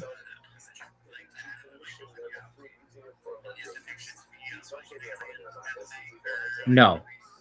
It's more like an all-powerful, omnipresent being, but not like an individual in any way. The closest thing that we would get is like an angel. Angel simply in Hebrew means messenger. And so, if anything, perhaps there might be arguments to be made that messengers from above, but within Tanakh, Torah, the prophets or other writings don't address any type of distinct extraterrestrial beings.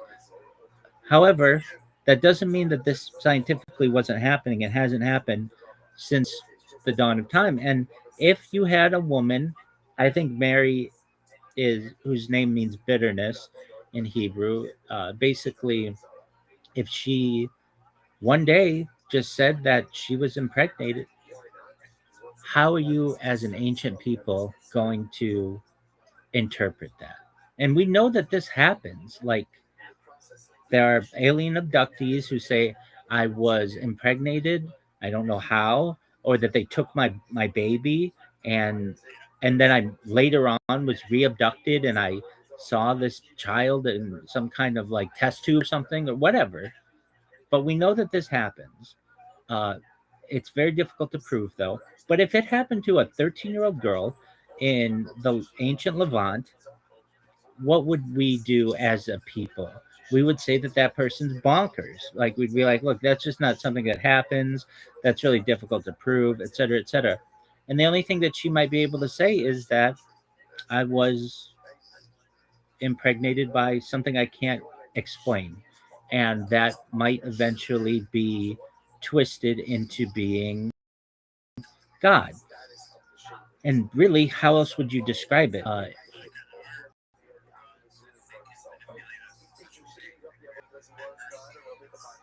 They're just they're extra intelligent beings. God is a different situation, but I understand what you're saying. Oh, exactly, 100%. And so, um, right. And after the birth story and the manger and everything, there's not a lot on Mary. I mean, I'm not an expert in the Gospels, but basically, she kind of takes a step back, and I think is maybe there at at Calvary, basically. Uh, yeah, but like, there's not like stories that are, at least in the Gospels, that are like the Nazarene's first steps, the Nazarene's first baseball game. There's nothing like that. Um, and understandable that, that ancient texts are not necessarily history books either. But so if you want to ask me what happened, I don't think I can rule that out. And if that took place, then basically both sides, or even all three sides, the Romans, the Jews, and whatever would become the Christians, all have a legitimate argument. The Romans have a legitimate argument that, hey, this guy was basically unifying people to start either some type of revolution or uprising. We just conquered the land and we're getting rid of all leaders who are doing anything like this. And he's been rejected by his tribe. So basically, he's an outcast. The Jews would say, look, we can't prove this person's legitimacy, and also we can't prove their lineage. So we don't know who this person is. And they are essentially are making arguments. If you take God to be, for lack of a better term, gospel, um, he's rejecting the teachings of really our sages, and calling himself a rabbi, or being led around like a rabbi. And perhaps he studied in the house of Hillel, but we don't know for sure. But basically, he's taking our teachings and manipulating them and rejecting them, basically. And this has become a threat. Or you have what his disciples would eventually learn, which would be, hey, he had some kind of vision or had some kind of special birth that occurred that makes and really has a unique take on how to live your life. And we don't necessarily need the law anymore, that he's taking the place for it, and he's prophesizing perhaps that he's going to die and all these other things. Why can't all three be true? I don't see that they necessarily couldn't be. Now, do I think he was God? No, I don't. That's just not something that uh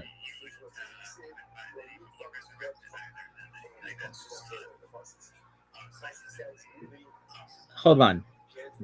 I do believe in resurrection of the dead, but not in that case. I think you need science to do it, and we can get to that. In his terms, okay, so you're telling me that he died on Good Friday and rose on a Sunday, and he's God? So there was no God in the universe for 3 days?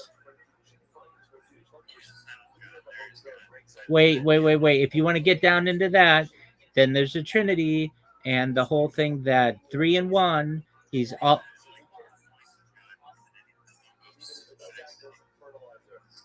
No, this gets into how can some things in one thing at the same time. But what I'm saying is this, and this is the simplest answer to the rejection of the Nazarene that I've ever heard as a Jew. The Nazarene died, right? Yeah. You can't kill God.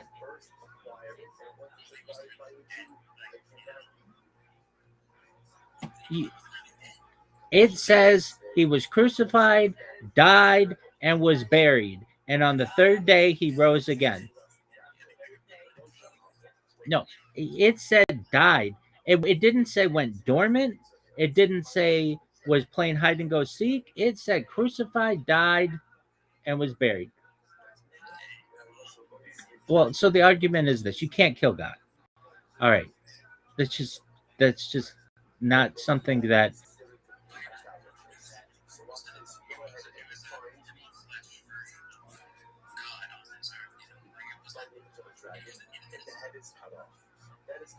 Well, and then you get into like the different Christianity beliefs. Some of them, I believe, Roman Catholics believe that he was 100% God and 100% the Son and 100% the Holy Spirit all at the same time.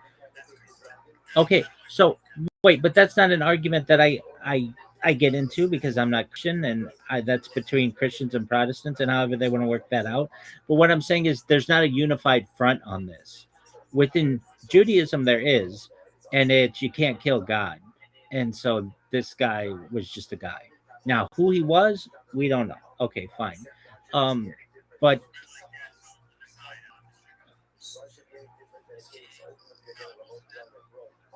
he what? Yeah, he's going to be a human and he will die. Well, so he's going to usher in, not necessarily die. He's going to usher in a new age where we may be able to escape death. And the big thing is he's supposed to resurrect the dead. And so what does that mean? So there's a we believe, at least traditional orthodoxy, that there's a bone in the body. It's called the loose bone. It's basically your tailbone. It's like the hardest bone in your body. It's the last thing to basically decompose.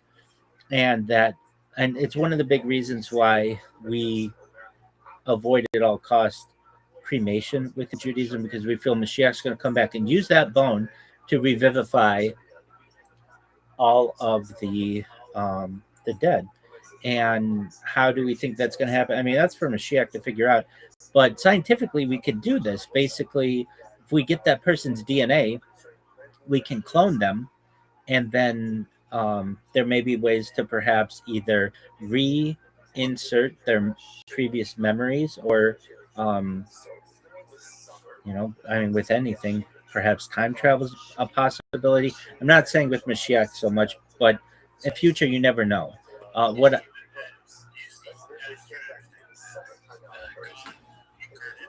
No, 100% human. He's just going to be a really great leader. And so basically,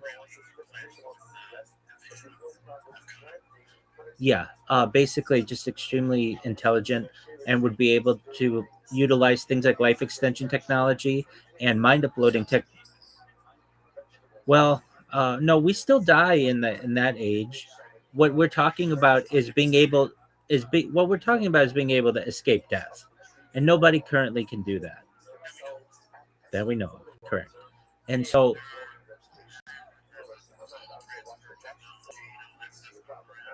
that's correct.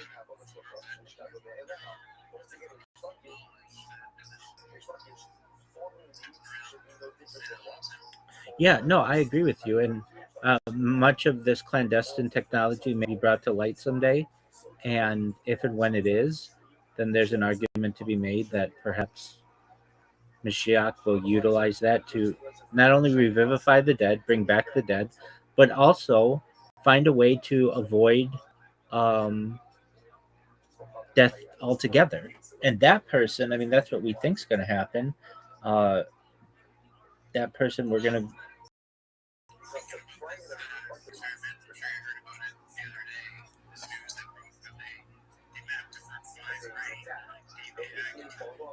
Right. Right.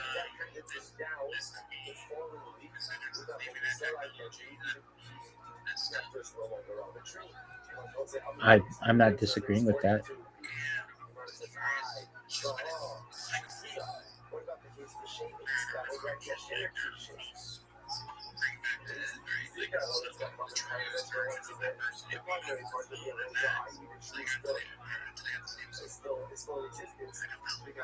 I mean, what is the soul?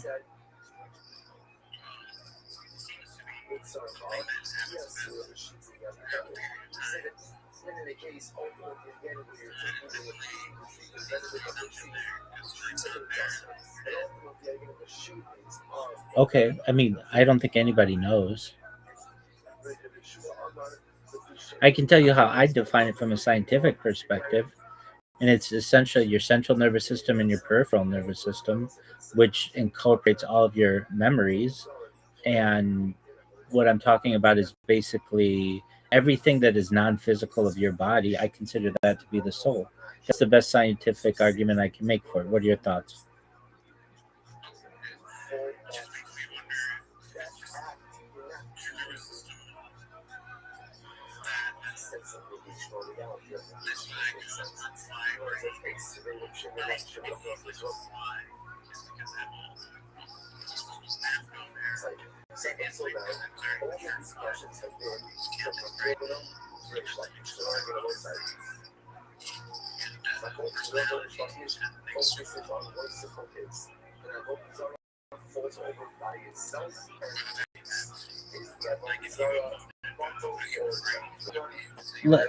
Let, let's look into this. Just one moment.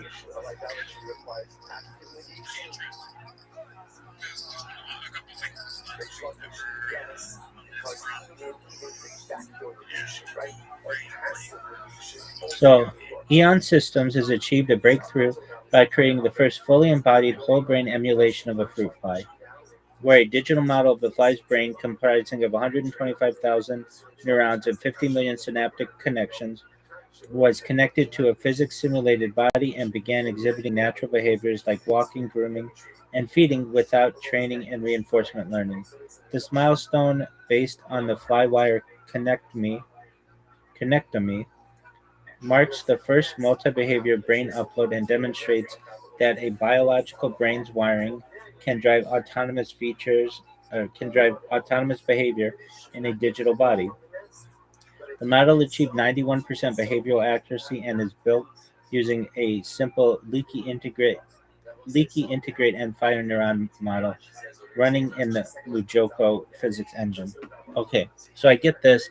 Now, what are you saying about this being a soul?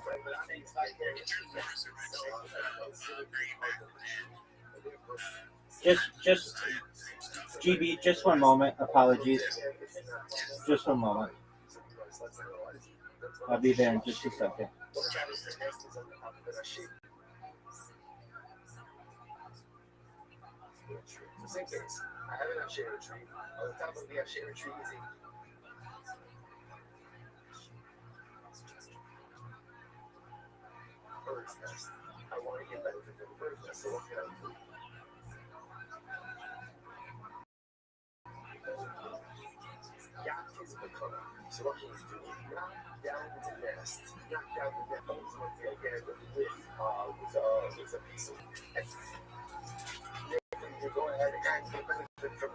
Okay.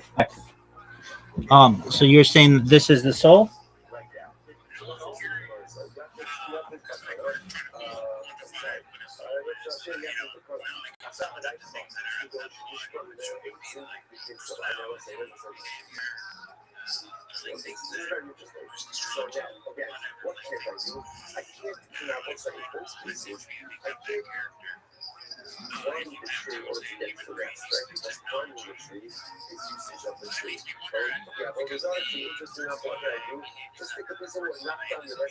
No, it's 90%.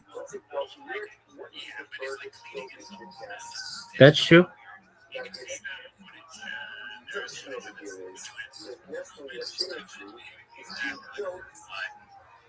Okay, but that's just like autonomous action, is it not?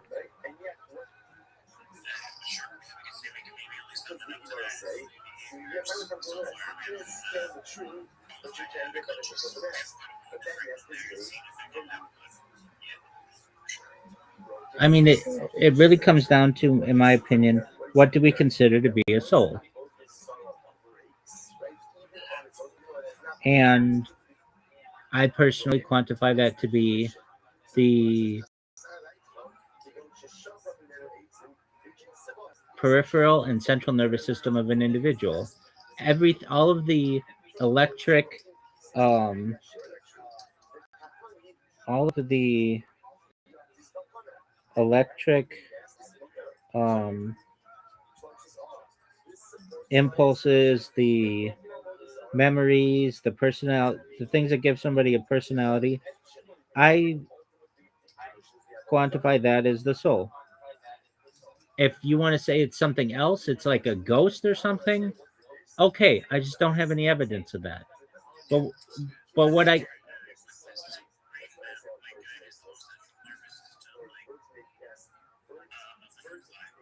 agree, and that's why I'm saying that's what I consider to be the soul is. And so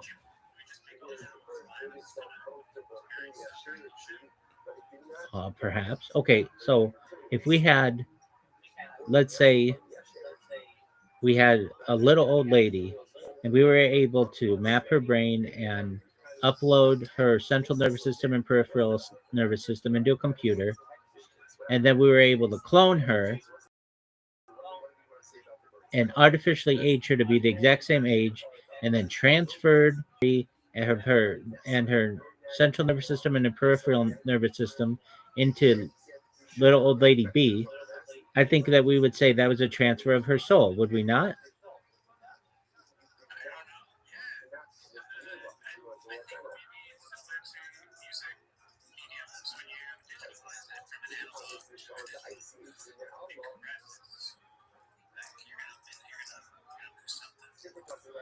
No, I'm saying that you won't. If you can do it, hold on. If you can do it and not lose anything 100%, then that would seemingly be a perfect soul transfer.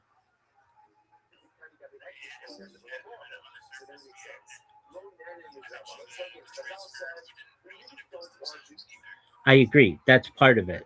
Is you would just awake and you would be like, "Oh, what happened? What I well, exactly. I mean, you could make her however old you want, but I'm saying that for based on simplicity. But you could just make her, a young woman, and or you- or you- or you could make her a male, or you could make her a dog. You could do all of those things.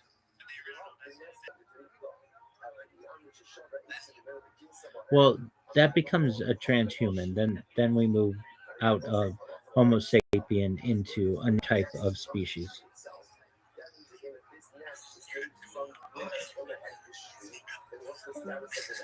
What did you say?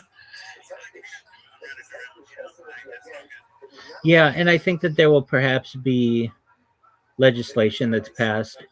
This is a major issue that occurs, especially within teleportation arguments. That if you were to teleport from one location to another, do you have to kill the first one? And you do. You basically have to consensually consensually kill the first person to have them transfer to the second location. Because if you don't, you'll have two versions of them.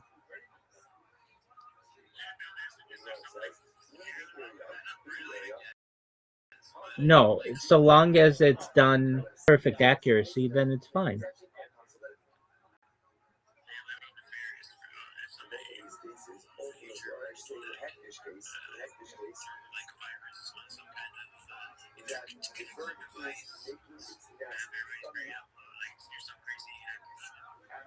Well, that's certainly a concern. Another major concern is something called gray goo, where essentially AI begins to self-replicate and replicates to the point where it creates this goo, like you can imagine, like in Terminator, and it can just be whatever it wants and it takes over the earth. Exactly. Exactly. But getting back to Mashiach, these are questions for Mashiach to be able to figure out when it comes to the soul. And I mean, that's what we say within Judaism. And it's just basically kicking the can down the road, so to speak, that we don't have the answers for this. But in terms of the current war that's going on, um, this is something that there's Gog and Magog and basically the end times that have been prophesized in a lot of different belief traditions. And if I hadn't said that I hadn't asked about this in the past and been told that there would be a very big war and it would be like anticipated that this would be how it would be, I would, not be telling the truth. I mean, I can also say the greater Israel is something that is, I would say, probably by 2049 or so will be a reality.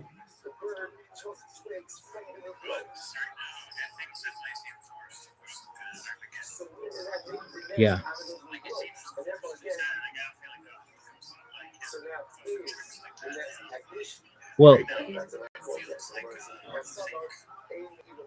Well, so I mean, this has been prophesied with Albert Pike. It was prophesied with Werner von Braun. These are not like new ideas. And then there's also what's supposed to happen, which I'm awaiting, and I think you and I have talked about before, is Operation Bluebeam, where there's a fake alien invasion that essentially ushers in a Mashiach-like figure. And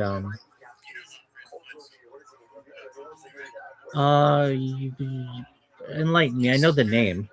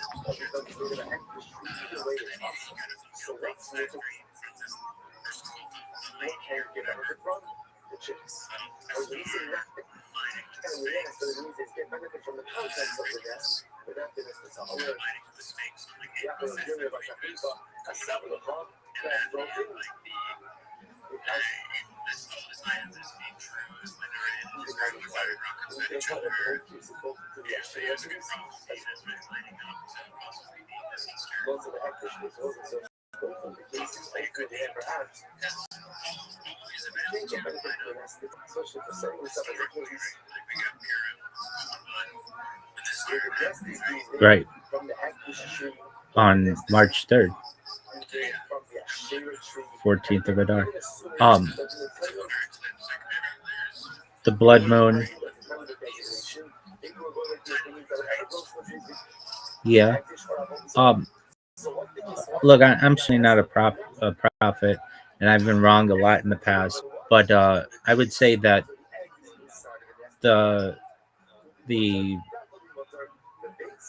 third temple, I think, is being pushed to be built before 2049, definitely before 2069.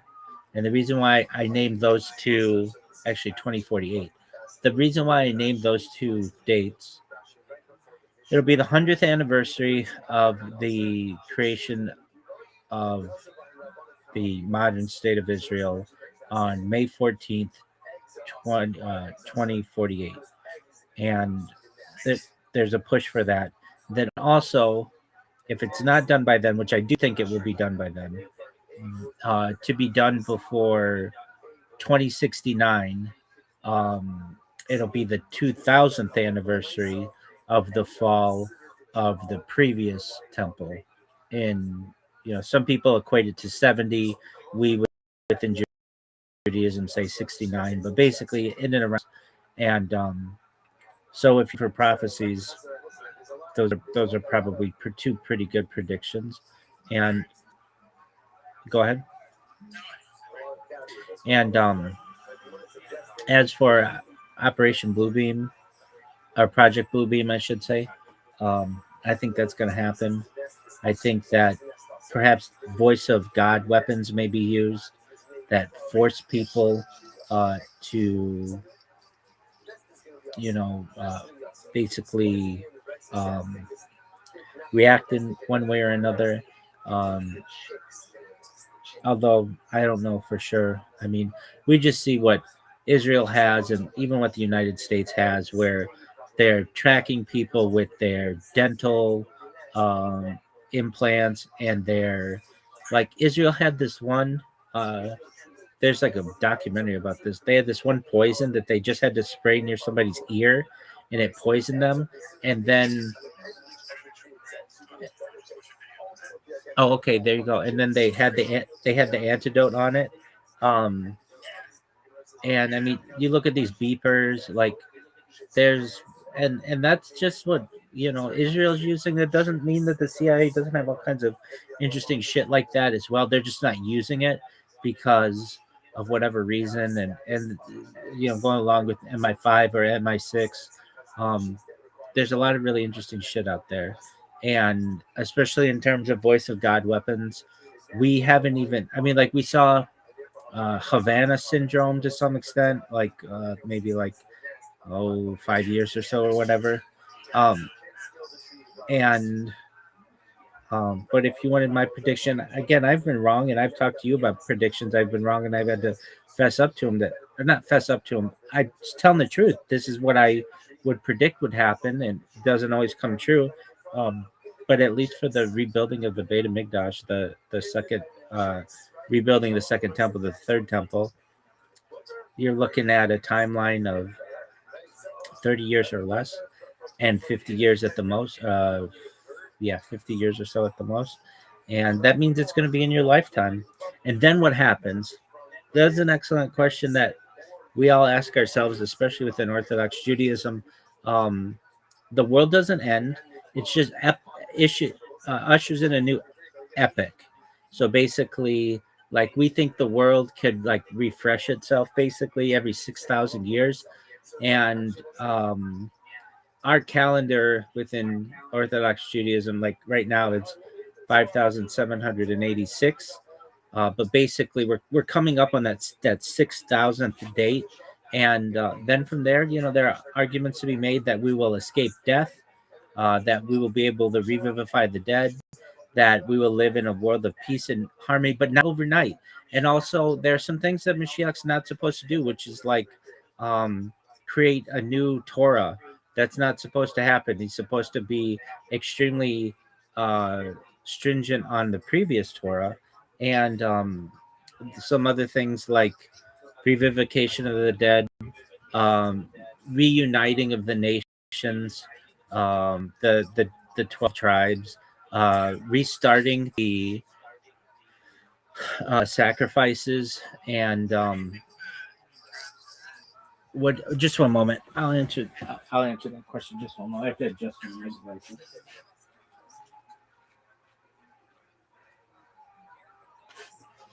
Okay, go ahead, GB.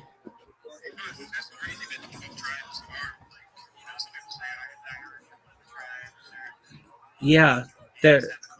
Your guess is as good as mine. They've been spread to the air like dust to the wind. But if I had to, there are some interesting arguments to be made that there is a Japanese contingent. Certainly, there's a Chinese contingent. Certainly, there's an Indian contingent. I've heard the British, which includes that Irish bloodline. I have heard some African arguments, so that's 5. I've heard perhaps some Eastern European, even in like the Caspian Sea region, and I've even heard some arguments. I mean, these aren't certainly mainstream, but that there's an argument to be made of indigenous people in the Americas, that somehow, some way, there was some connection to be made there. Now, look, I mean, that's very romantic to say. Truthfully, we as Jews can't even correctly trace the lineage that we have of ourselves. The people who say they're Kohanim, there's less than 1 in a billion chance that they really are, because to be a Kohanim is the is really really difficult, especially considering like your mother cannot have had a forbidden relationship, or else you are no longer seen as a valid Cohen. And those forbidden relationships would be like having intercourse with a non-Jew. Another thing would be like there was a lot of rape and a lot of forced. You also can't come from a convert. So, and there were a lot of forced conversions. So basically, the people who are in shul now today who say they're Kohanim, we go along with it because it's tradition, but there's an argument to be made that when Mashiach comes, he'll be able to clear all of that up. And there are arguments to be made. Well, the Kohanic bloodline, if you can trace it from a DNA standpoint, but it's not really specific. It doesn't come directly from Aaron, which is that's who stood the Kohanic bloodline. It just says that they had common ancestor from a general region of the Levant. But that's it. It's not like we can trace it to one person and we say this is Aaron and this is where the Kohanic bloodline started, and you can trace yourself back from that. So really, there's about a 1 in a billion, but I've even seen it at 1 in a trillion. That just because through the generation, you have to have about 200 perfect generations, and you're going to have a convert in there, or like a Cohen cannot marry a divorcee and can't marry a convert. That just has happened. Or there are arguments to be made that he can't, the woman that he has relations with to be his wife can't have relations with a non-Jew, or certain types of like incestual relationships. And when you're in a small town, a shtetl, or a small tribe, I mean, things happen.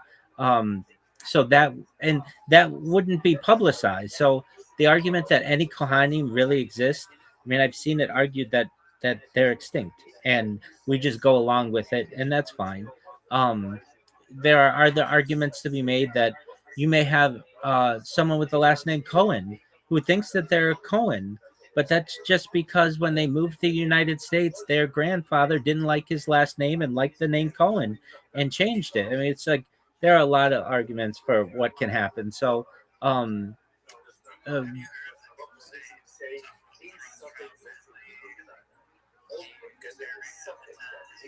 yeah. So this goes back to a story of King Balul of the Khazarian dynasty or civilization, which is basically area between like the Caspian Sea and Kazakhstan. And essentially he was brought the three major religions. The first was Islam, the second was Christianity, the third was Judaism. And he chose, and there was maybe an argument to be made of a mass conversion that occurred around the year 800 or so. And the reason why he chose Judaism was the only religion, when he was given the arguments, that had its entire people were made aware of the religion at Sinai. Like that would be millions of people essentially, as opposed to Christianity, which was just within a small group of people in the Levant, and Islam, which was just a few people within like the sands of Arabia.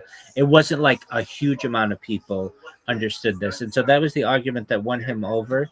There are some arguments from a DNA standpoint that there's a lot of Central Asian DNA that arises within the Ashkenazic bloodline, or especially within Eastern Europe.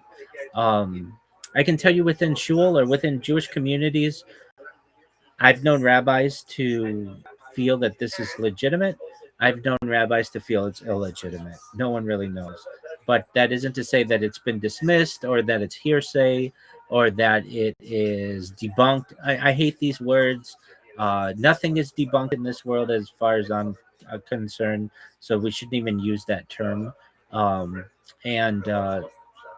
So what do I think? I think that there may be some credence to it, especially when you look at the DNA. But that doesn't necessarily mean that uh, any given group of Jews aren't necessarily legitimized. If you really look at the DNA of anyone, um, there's to say like, can you trace your you're according to Orthodoxy, you're a Jew one of two ways. You came from an Orthodox conversion, or your mother is a Jew, and you can trace that. Basically, the argument is all the way back to the Levant, and only about 1 in 32 Jews can actually do that. Most of us either point were forced into some type of um, conversion, or perhaps were um, converted for in some type of mass scale. It's been easier to convert to Judaism in the past during different times, just based on survival. Um, so, for people to say that the Rothschild family or any other family has usurped Judaism, I mean, what is it? What is it really? At the end of the day, it's an ethnocentrist belief system that hasn't had perfect. Oh, there you are. What GB? Hasn't had perfect uh, conclusive evidence as and just perfect lineage, and that's just not going to happen when you've been in exile for 2,000 years and you've had uh, major inquisitions and crusades and things that have essentially been able to destroy you as a people. So, all in all, do I think that there perhaps is Central Asian DNA in the Ashkenazic line? Absolutely, that's seen, that's proven.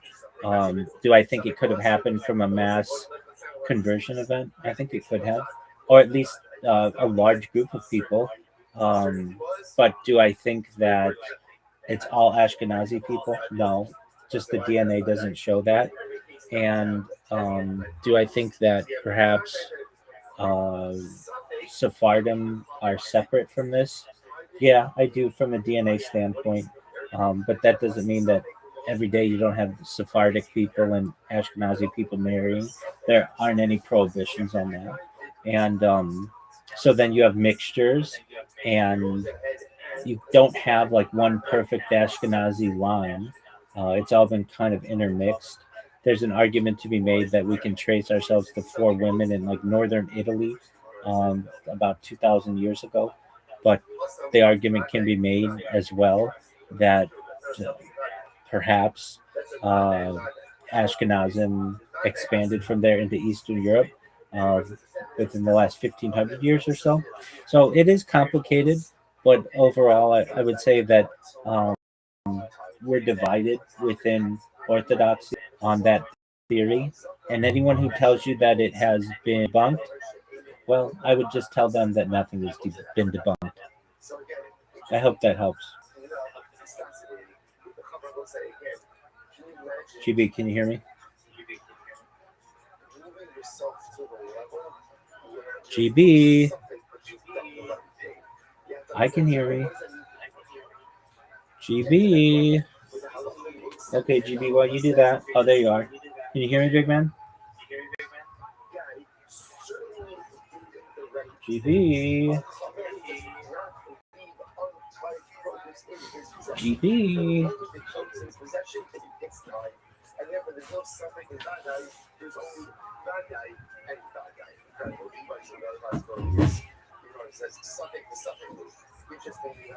What happened to GB?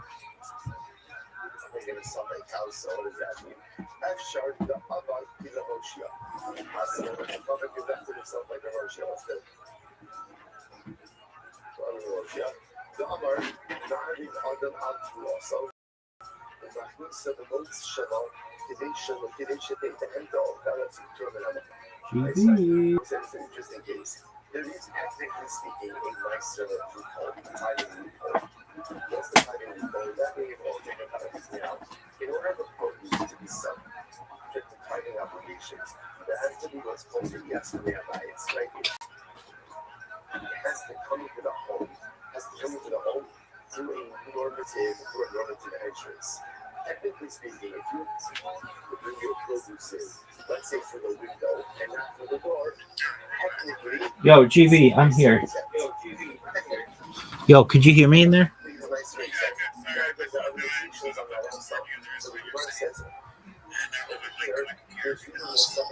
No worries. Just all in all, just to conclude, we're split within the Orthodox world. I think there's some DNA evidence to show that there could have been some type of Khazarian conversion, but that doesn't necessarily mean that there was. I mean, like I can tell you, things change, especially with DNA tests, even though they're not necessarily done to prove who's a Jew or anything like that. I know historians who at one time absolutely rejected the idea that Christopher Columbus was Jewish. And this was seen as a romanticized story, and it was there was no evidence of this. And then those same historians have had to come back and say, no, actually, there's a lot of evidence that he was genetically, and that's happened within the last 20 years. So, you know, if anybody who says the Khazarian theory is impossible, well, give it 20 years and something may change.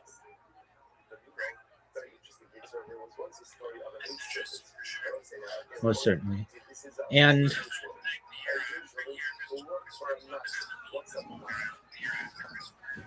what would you say?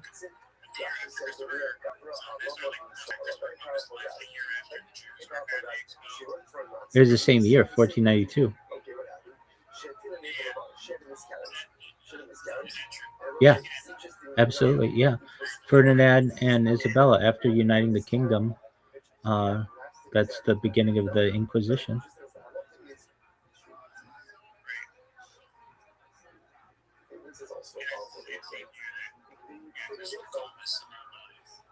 Yeah. As I understand,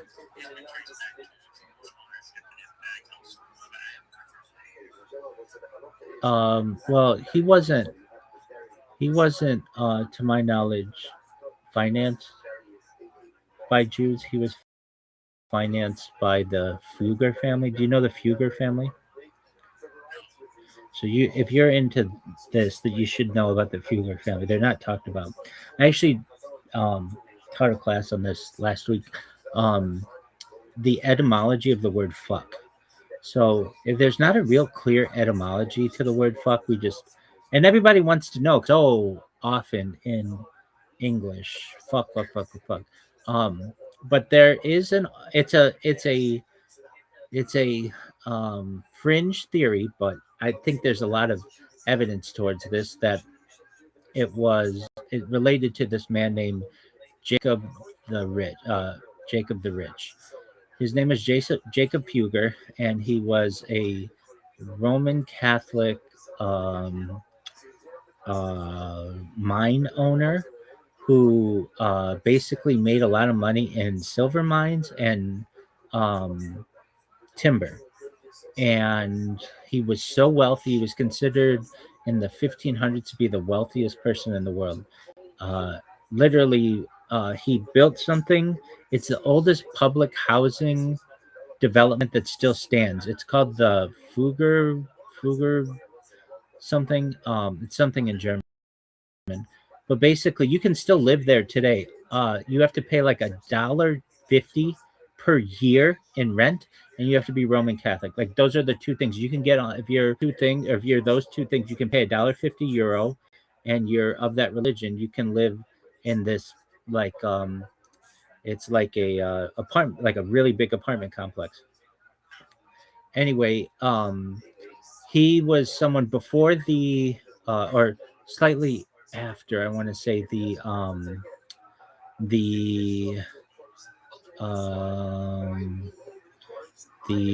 me think of this other family. Just one moment. m-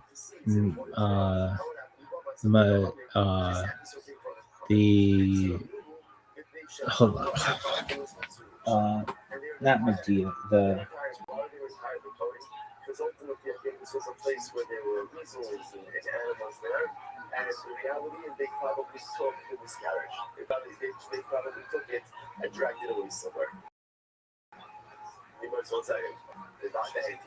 he was around the time of the Medicis, but basically the Medicis were like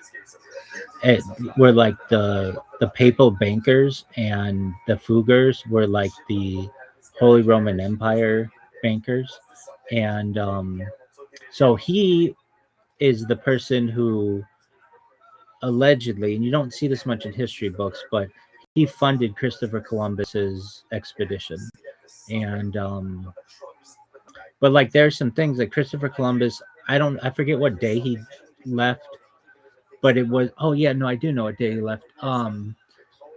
So it would be I think the 10th of in our calendar, the 10th of um of the month of Av, whatever, of 1492, because there's just like a thing like we think traditionally that the temple fell on the 9th of Av. So you didn't want to leave on like such an expedition on such a bad day in the calendar. And like if you were purely Roman Catholic, why would you care about that? But there are arguments to be made that Christopher Columbus at least was aware of this and delayed the start of that journey by one day. Whether this is true or not, I mean, it happened 500 years ago, but I've heard Jewish historians talk about this, but I've heard them also say that there was like a 5 to 10% chance that he was Jewish, basically very small, but then changed 15 years later and have to republish a bunch of work saying that maybe 70 to 80% chance. So in contrast to the idea of the Khazarian theory, these things change, and I can see the Khazarian theory change as well. Back to the Fuggers, which doesn't really have to do anything with Judaism, but I find it interesting that so the term "fuck," there's not a really good like etymology to it. They say that it comes from like a German word like that may be mixed with some other term to mean to hit from like 800 years ago or whatever. And so, oh yeah, it was an established word in up in like 1300, but it wasn't used that much. It was only started to be used a lot once this guy Jacob Fugger, Jacob the Rich, became popular, and there would be poems written about him like this guy was so rich, like he was, how rich was he? He was Fugger rich, and it became like fucker rich. And it's almost like I even referenced this in the class that I taught on. It was just a YouTube class, but that like it's like the word Trump. Like the word Trump meant something before Donald Trump became popular. It meant to like top something or to like one up something or whatever.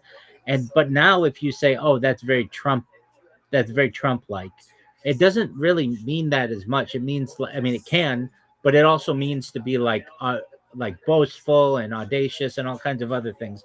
And in the same way, Fugger, this was a word that meant something, but then when he came around, people would, and this is documented, that like poets would write poetry on this, and authors would write stories about this. So anyway, I thought that was very interesting. But if you haven't looked into Jacob Fugger, you should. He basically controlled all of the silver mines of Europe from like around the like 15 hundreds, 15 to 1600s, and also all the timber. It's very interesting.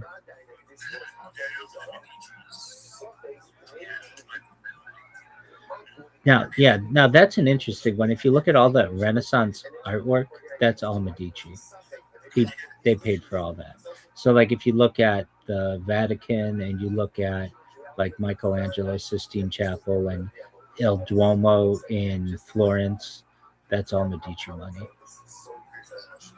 And the reason why they got big is an invention called it's called double book accounting. Just a moment, it's something like that. Medici double book accounting. So it's not that exactly. It's something like that.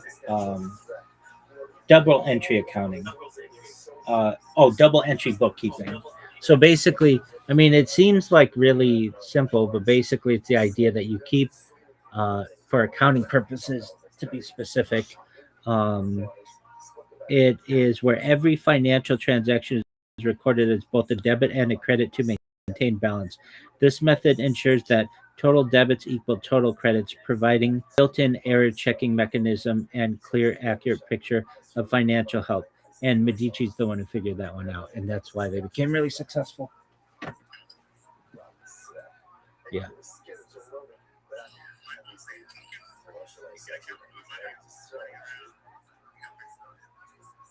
Poor dog. That's what makes the world go round.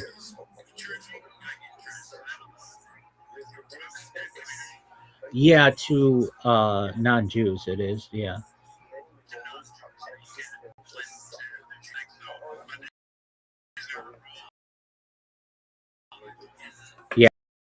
Yeah, there's a rule from charge of your fellow Jew.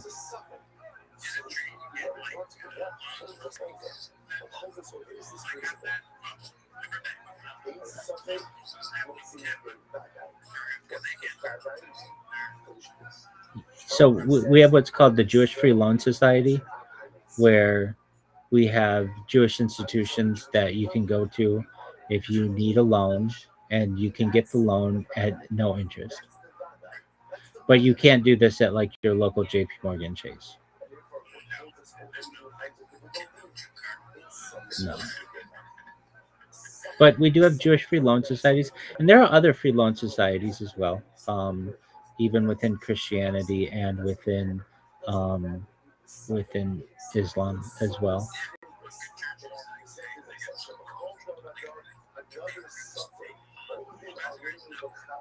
That's right.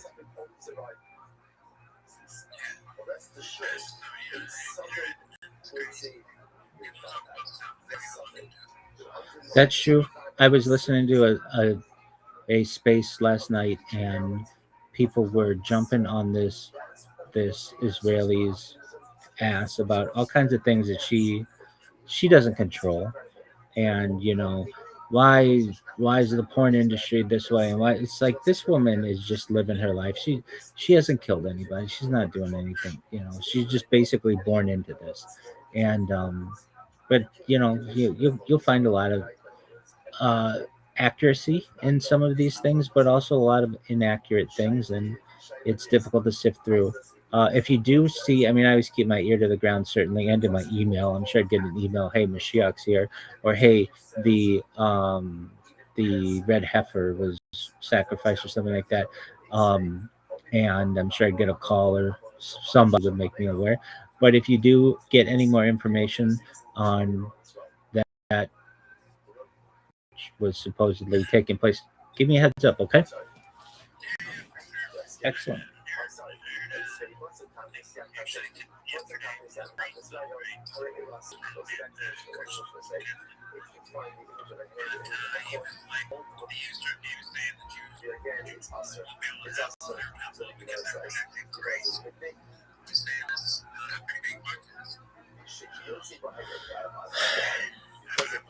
I mean, all it takes is to, realistically, is to either remove or move the Al-Aqsa Mosque and the Dome of the Rock, which isn't big. It's not that big of a place. And then to rebuild a temple there. And it's not like the temple's massive. It's pretty small. It's like the size of, like, I don't know, like a normal parking lot. I mean, it's not that big.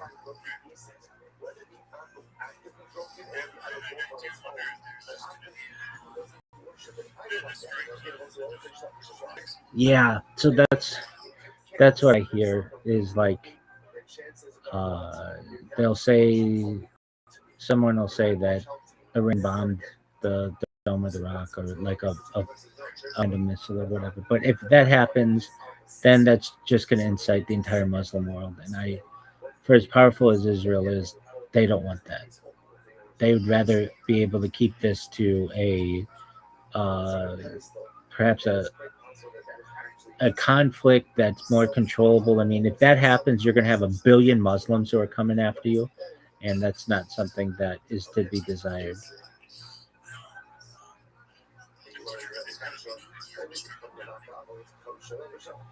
Correct. It most certainly is, and time will tell, my friend.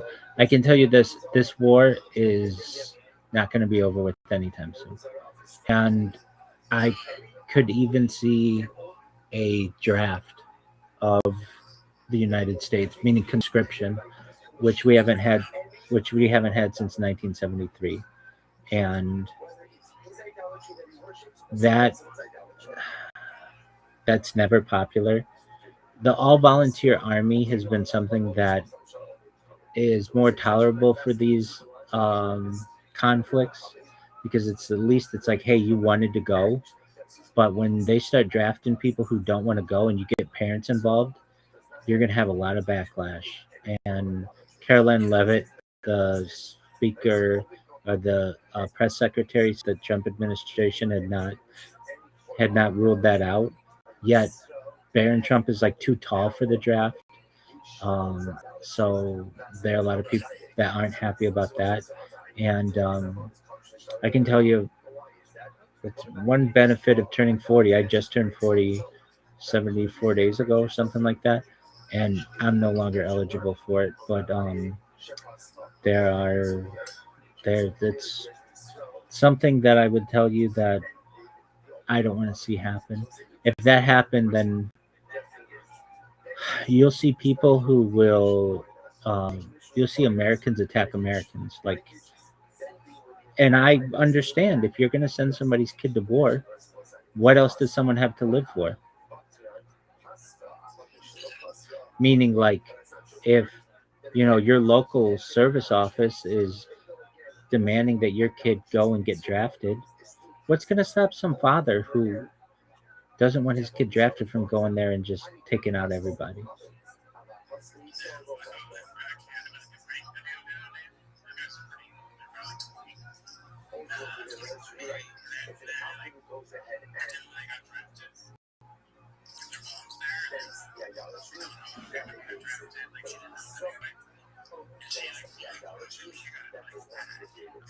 Yeah, exactly. And you will have that. And there's a certain segment of the population that is bored and would think it'd be cool and 6'7" and all this bullshit. Then they get there and they see their friends die and they start to get injured, and it's not funny anymore. This happens with every population, and it's basically it's the death tolls that we're hearing out of that region right now. I think it's like 6 service members. It's much higher than that. You're not allowed in Israel to videotape any type of strike, so you're not going to see anything there. I mean, I can tell you right now, I'm live streaming in an Israeli Discord, and they're there. I mean, their ears to the ground. That's how I found out about the Ayatollah, and like anything that happens directly from Israel, like literally, I'm in this Discord right now, and they tell me everything, and they like, you're not allowed in there to like talk, like take pictures of people or show troops or anything like that. Yeah, and then the United States, we don't want to come out and say that 500 people have died, 3,000 people have died. That would turn. I mean, it's already only 25% of Americans support this. It's lower than any other conflict we've ever had. And and to say that, I mean, there are going to be people who say it's not related to the Epstein files, but it's pretty clear as day to me that it is. When you have a president who fought for being a uh, peace president and had 30 years of him on camera saying and in writing that everybody else is going to go to a war with Iran, and then all of a sudden, it's not like they bombed us. It's not like anything happened.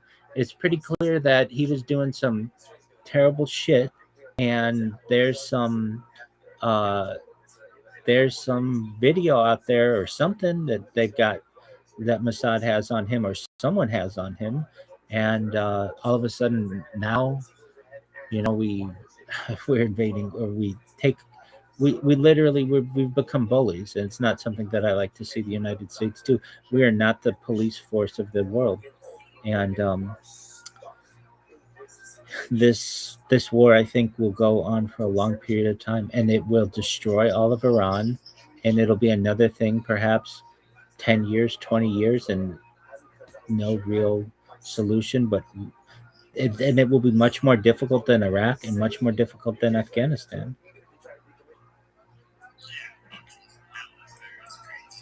And they have these drones now that are pretty cheap, like $30,000, and to take one down, it's $2 million. I mean,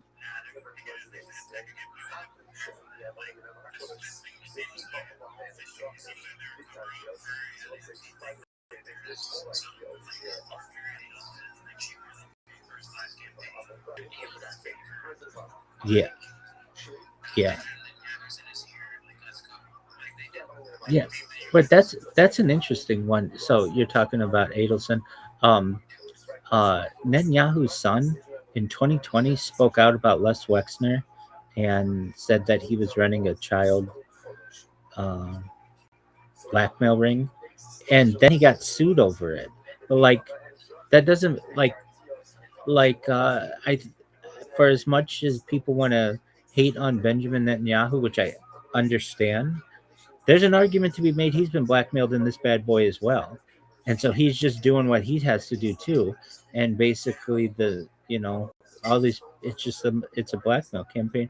And I've heard this before, and I didn't really believe it as much as I do now. That it's one thing to assassinate someone, that really doesn't do as much for you. What is more important is to blackmail them, because then they'll do anything that you want. Thing that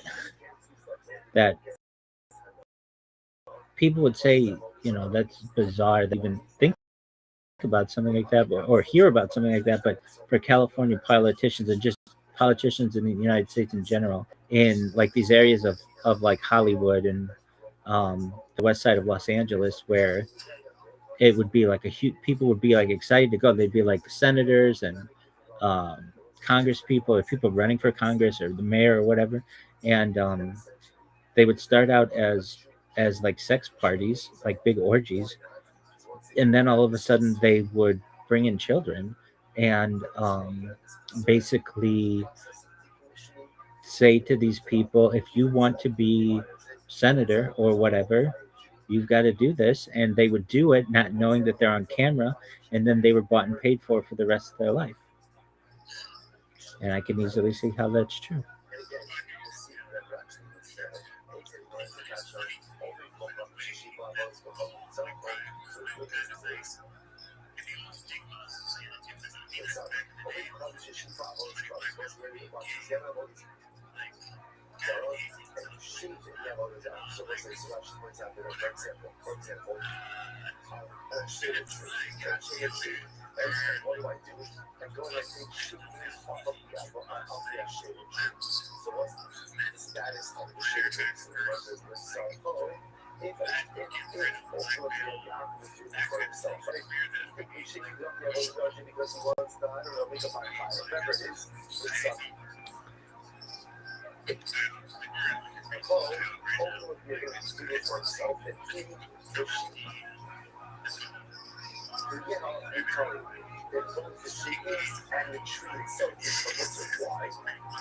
It is wild.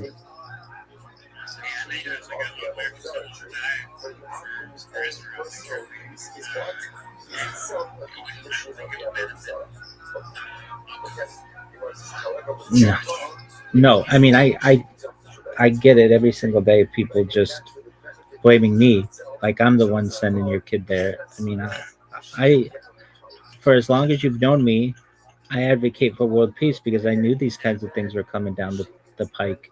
And for anyone who blames, for anyone who blames the people at the top, including the Rothschilds, including the Rockefellers, including the Astors, and everybody else, both Jews and non-Jews, I have heard, and I don't know how much truth there is to this, but even the top echelon is blackmailed. And the reason why, at least within Orthodoxy, is even if you're the top banker in the world, you still need to be married under a chuppah in an Orthodox ceremony. And you don't have control over that. There's no control. Like you can't, I mean, you could bribe people, sure, but basically at the end of the day, you are vulnerable to religion, and that perhaps this could be the work of some rogue rabbi. I have my my suspicions on who it could be. I think I know him, but basically everybody is, you find everybody is blackmailed on something, one thing after another, and it gets that way within Orthodoxy. Like somebody will be like, oh, we saw that your son wasn't keeping kosher, or we know that your daughter-in-law didn't have a kosher conversion. I mean, it can get very much like a gotcha game, and I think that very well could have happened. And I suspect it. I really do, that that there are nefarious forces within all people and all religions, and that there may be just one hidden person who has basically blackmailed everybody else, and that works its way down. I mean, I've spoken to rabbinical colleagues about this. That there's some evidences that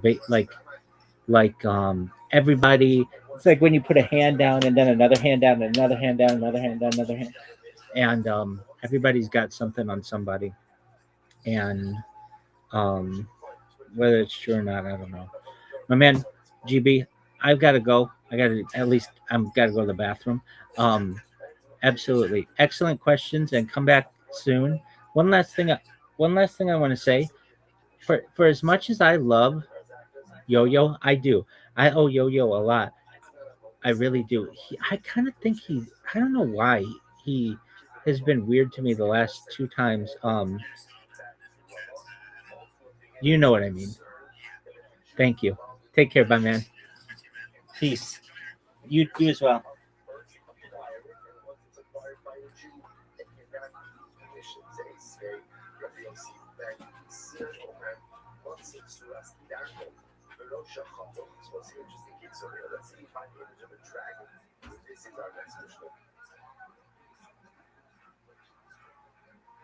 So we're going to see a dragon as one of those images that was always considered to be idolatrous. So watch this. You go ahead and find the image of a dragon, but the head is cut off. Head is cut off. So therefore, Safek Obi Kochatcho, Safek Israel Chatcho, Mutter. So if I'm not sure, did a Jew decapitate the dragon, right, or did it happen? It's Mutter. It's Mutter. The Gemara says, on the other hand, Vada Israel Chatcho, Asr. But if Yisrael was the one who cut off the head, it's Asr. The Gemara says, I'm not. I don't understand why should it be any different than it's a sign. So I should be any different than a king. Please open up. again about Balthazar that broke on its own. Once again, the Gemara says we are concerned ultimately again about the concern of Rama. So what's like, essentially, what you begin to see is a theme over here. We don't want Jews involved in Balthazar at all. Even the decommissioning of Balthazar. We just want Jews to stay away from idolatry. If a Chazal will come up here to the point that even the decommissioning of a Jew doesn't work, out of concern that they pick it up, acquire it, and create even greater problems going forward. They say, but you'll see over after the Europe was be Mosai Shamim, the nation that we are no sharets behind. So it's an interesting case over here. So this halacha makes the following case. We're going to see this also always on the Shtaiz of see later on.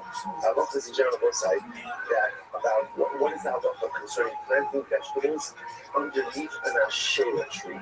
Underneath an ashera tree. So during the summer, the problem is that the ashera trees provide shade, and shade is beneficial, obviously, to the vegetables, to the produce. So therefore, you can't plant in the summertime, however. Excuse me. During the rainy season, ultimately the shade is actually detrimental. So therefore, the Mishnah wants to suggest that there's no problem when planting vegetation underneath an ashera tree during the rainy season. Rabbi Rothschild says not true. You can't plant vegetables underneath the tree during the rainy season. Why not? If they check and do that with sheretz amen, is what can happen. The leaves of the tree fall off, and the leaves themselves act as fertilizer for this growing vegetation. So I'm not about to watch it. But watching forming the leaves be a problem. After all, see how they come on, let's go function. Once again, the Truckish forming leaves should be no different than what? Fallen idols. And it's going to do it like an idol falls or breaks on its own. It's not so the leaf falls off of the tree.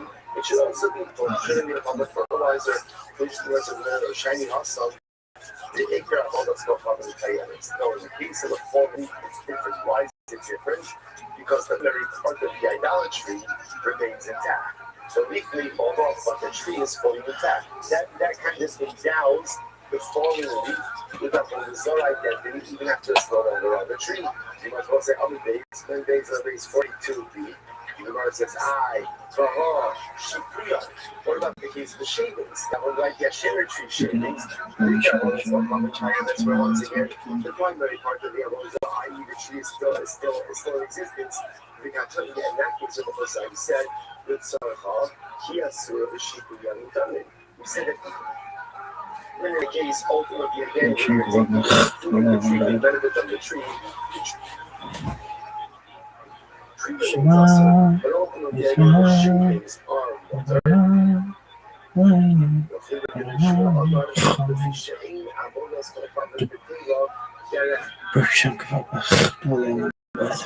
Ultimately, he said the simple reason because an Balthazar can't be created and an Balthazar is not being created when it is functioning in its natural way.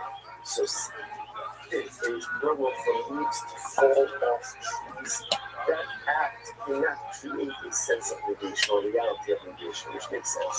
The Gemara says, hey, today I'm sure much. But we don't know this one second. So up until now, all of these questions have been from Rabbi Yochanan to Reish Lakish. So now I'm going to both sides. I hold Rabbi Yochanan and Reish Lakish focuses on one simple case, and that Balthazar falls over by itself and breaks. Is the Balthazar bottle or not? Rabbi Yochanan, no, because negation of idolatry requires active negation. Reish Lakish, yes, because even de facto negation, right, or passive negation ultimately works. So up until now, this entire argument has been Rabbi Yochanan questioning Reish Lakish. Now we switch gears. So Reish Lakish asks the question, Rabbi Yochanan, here we go. So what's the interesting case here? If you have a tree, now the tree belongs to that dish, right? The tree belongs to the base of the bush. Now what happens? There's a nest on top of the tree. So birds made a nest on top of the tree. What's the halachot? Lo ne'ayin v'lo noach. You really should not get benefit from the nest, but if you did, so if you did so, you have not committed an evil. Now don't say so again. Rashi says over here, second line from the top, going down in, that's what Drabanon. So you can't get benefit, the Drabanon, right? But obviously, again, the nest itself is not considered to be part of the tree, and therefore, if you do get benefit from the nest, ultimately, again, it's not an evil. Fine. So you know, so that's analyzed. But for those who Shira, what about for the nest is on the top of an Asherah tree? It's the same case. I have an Asherah tree. On the top of the Asherah tree is a bird's nest. I want to get benefit from the bird's And nest. he's like, fuck you, and walked outside. And then I felt bad. Yeah, so I went out to try and make friends with him again. And he's like, I am your friend. And he put his hands on my shoulders and everything. Wow! Oh my God! So he headbutted you right in your mouth. You're outside of Denny's. Now you're definitely not getting pussy. Your mouth is bleeding. That taste of nickels and pennies just roaring through your taste buds. And all of a sudden you realize this guy just cock-blocked you. You have so much testosterone running through your veins. And what do you do now? I had a beer, like a 16-ounce 12-hour. A can? Yeah. Oh shit! Unopened. Wow. Okay. And I threw it. You threw it at him. That's it. That's it. And Made then, it from and cheap. oh, wait a second. Are you sure?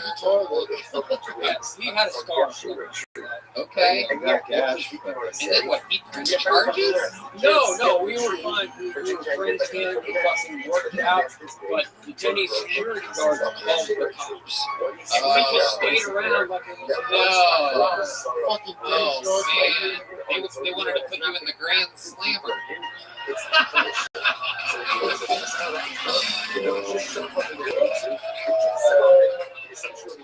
That's a Denny's prison joke, everybody. That's 1,000 points for me.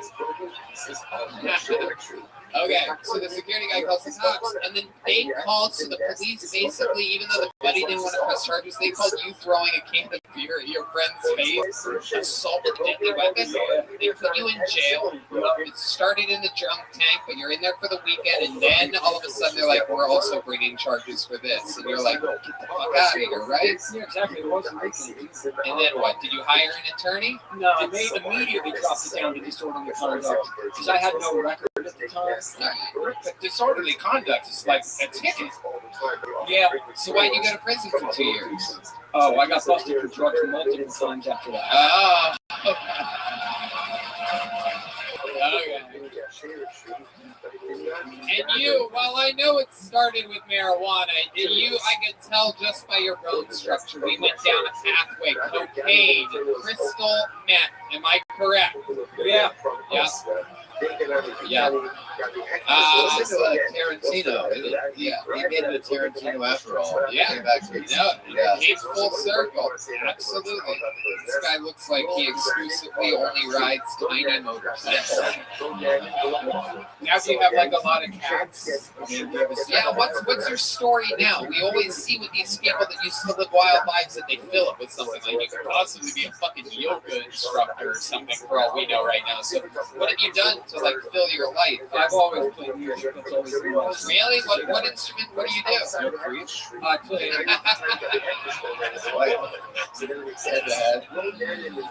I play guitar and sing. Really? Are you serious? Yeah, you play it on Anthem. What did you play at Anthem? I played some blues on bass guitar. Wow. Okay. All right. D Madness remembers you. I love that. That's so cool, William Ray. What else other than music? Anything else crazy we should know about you before I let you go? I never met my father, and my mother abandoned me when I was 11. Oh God, really? Well, she's here tonight. Yeah, exactly.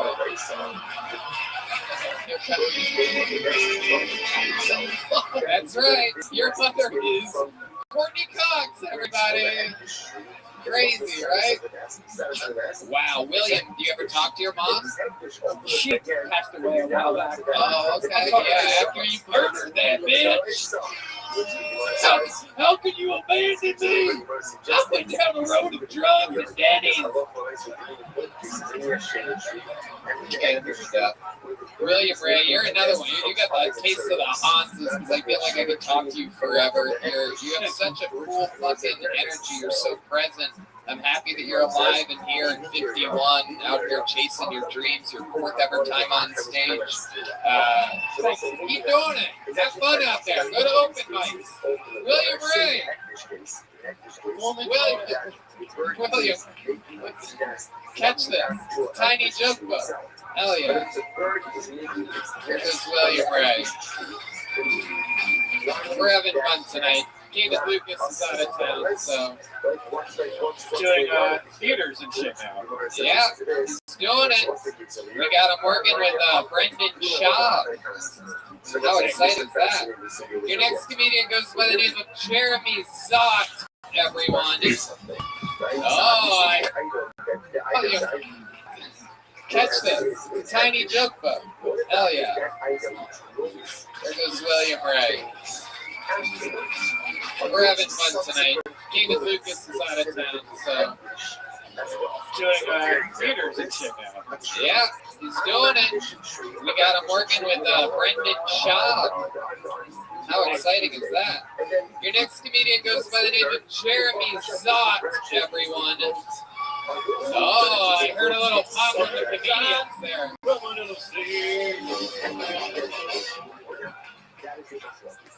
So, I have 3 dads. 3 dads, yes, 1, 2, 3. So some people might say that my mom is but that's not true. That's not true. She's the sweetest woman that I've ever met. She will give you the shirt off her back. Later on, she'll be my dad.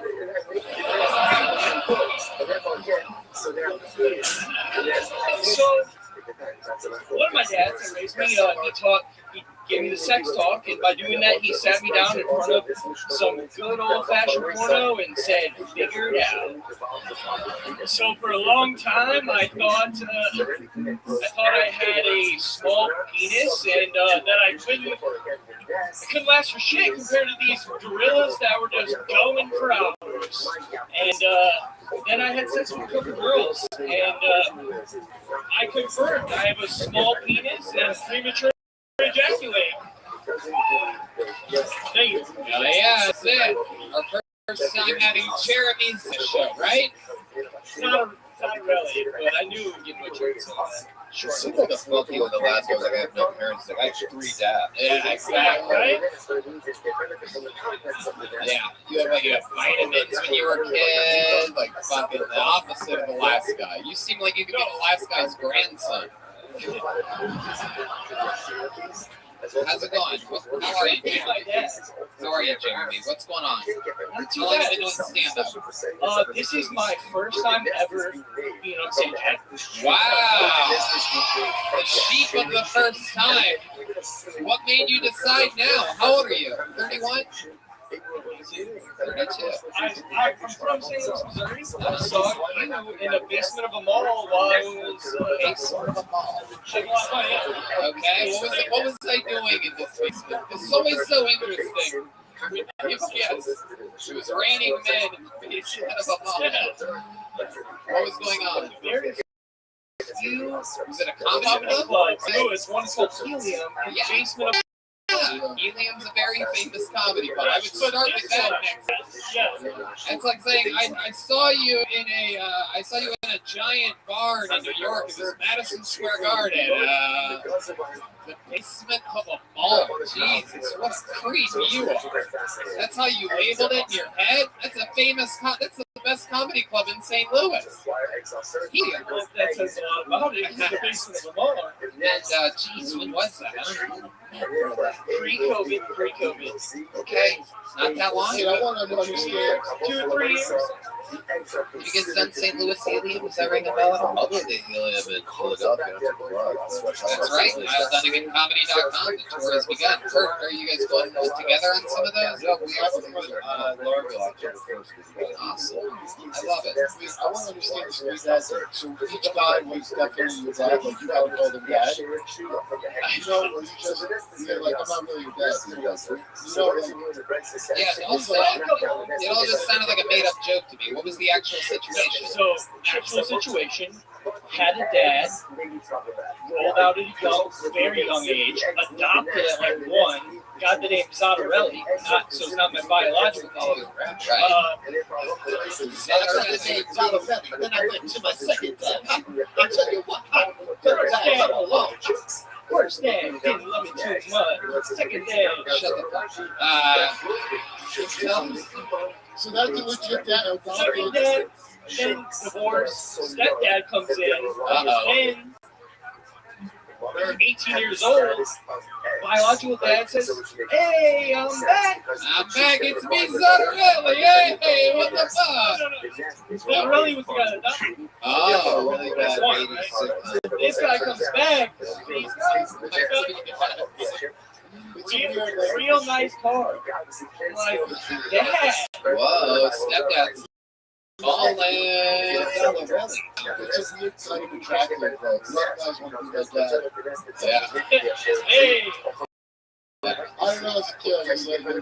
Yeah, I've noticed that the people with the least amount of fathers tend to be the funniest in comedy, and this actually proves that you being here tonight with 3 dads. I'm kidding, it's the first time, you assholes. You're the ones that made it weird for groaning at that, by the way. It's not me saying it. You make it real when you go, aww. Fucking pussies. He's having fun up here. Look at him. Look at this fucking faggot. He's having a blast. There you go. I'm just loosening you guys up a little bit. We're gonna beat him. That's a beat there.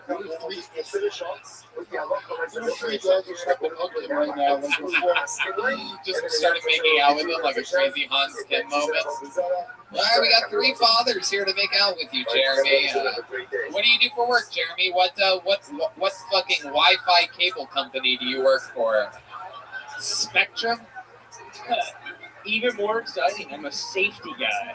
What kind of safety guy? I keep engineers safe. Where? What?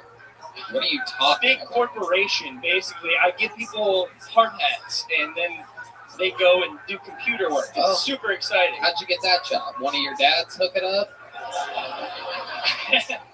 Surprisingly, yes.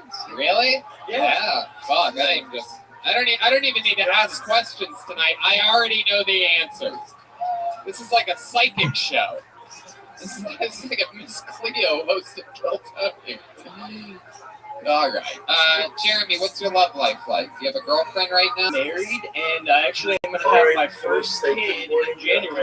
Whoa. Somebody hasn't been wearing his hard hat.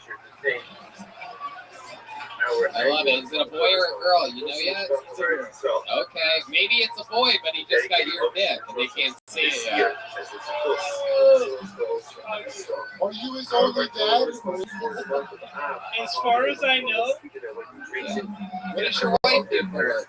She is a manager for a company that helps people with special needs in the workforce. Ah, special needs. She's putting special people to work. Yeah. I bet. Do you give them hard hats too? Sometimes it's too easy. I mean, it's just right there. Well, I give people hard hats, and my girlfriend works with retards. That's another beat. You guys get to see it live, but to the internet it says beep. His wife works with beats. I love it. You ever meet these people? Does she ever bring any of her people home for dinner or anything It's like all that? hush hush. It's all hush hush. I don't need to know it. I ask her. What does that mean? I ask her, I'm like, How was work what kind of today? situations you dealing with? You get a discount at McDonald's or anything?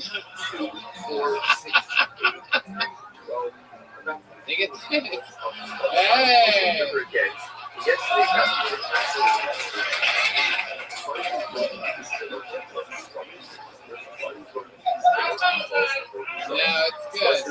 It's good, D Madness. We're fucking loving it. All right, Jeremy, your first time. So, what made you want to do this now? You have a bun in the oven. What made you want to start now? I thought about it before, and one of my buddies is like super fan of the show, and I was like, if I'm gonna come out here, fuck it. What made you come to Austin? A safety convention. Wow. Hopefully, there's nobody from the convention here that sells my bones. Well, there's a few people from your wife's work here tonight, but not yours. All right, Red Man. Jesus. I'm too excited over there. It's a lot of seal. So much fun, Jeremy. Congratulations. Here's a small joke, though. Will you catch it? There it is. Jeremy Zod, everybody. He doesn't have a social media. This guy's keeping a low profile. He doesn't want his daughter to find this on the internet at some point in the future. He's using a fake name and everything. I'll show her when she's over. All right. There he goes. Jeremy Zottarelli, everybody. All right. We're keeping it moving along. Your next comedian goes by the name of Kevin Rodriguez, everyone. Kevin Rodriguez is next on Kill Tony. You guys having fun out there? Okay, good. All right. One more time for Kevin Rodriguez, everybody. Come on. Hey. I'm not from here. I'm from Puerto Rico. And I've been learning a lot since I moved here. One of the things that I learned when I moved here was that Americans are afraid of immigrants for multiple reasons. But one of the things is that we bring diseases from our countries like Ebola, malaria, and now coronavirus. And I was thinking about that. I was like, you know what, man? That's not true. That's not only here. Like, I remember when I moved here and went back to Puerto Rico for the first time, people were afraid of me. Because they thought I was bringing diabetes and depression.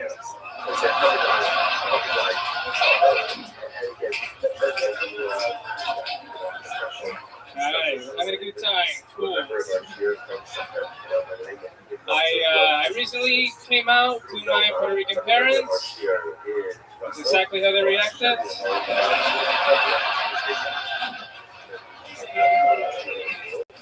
Yeah, they were not happy when I told them I was an introvert. Yeah, they were like, couldn't you be gay instead? You have another parade. All right, that's it. Fuck yeah, Kevin Rodriguez, everyone. Wow, I absolutely love that. That brain diseases joke, diabetes and depression, one of my favorite jokes I've heard in a very long time on the show. I must say, very, very impressive. Wait a minute, isn't Puerto Rico, weren't you a citizen? Oh, immigrated. I feel like an immigrant. Everybody's playing the immigrant card nowadays, Kurt. I do it from Ohio.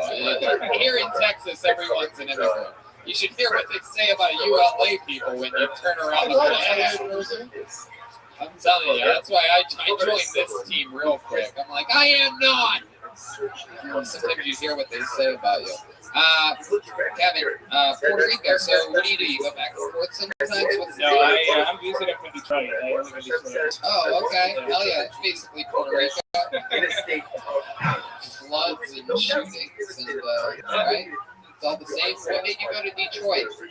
My dad, he moved there, and then I was like, there's no opportunities in Puerto Rico. So let's go to Detroit. There's no opportunities in Puerto Rico. Let's go to the great, powerful country of the United States of America. And where better to go? We're getting the crickets, literally the saddest story in American history. The city of Detroit. That is unbelievable. What year did your father move here? Please tell me it was the 80s or 90s. So at least then we could rationalize it a little bit. 2012. Wow, 2012. Yeah. It was a good year for Detroit. They were on the World Series, so... They did what? They were in the World Series. Tigers. Oh, the World Series. Yeah, so we had that going. You say world like a real Puerto Rican, you know that? Some people have trouble with that word. It's interesting, world. Red Man says Roro. Live from the Roro Famous Comedy Store.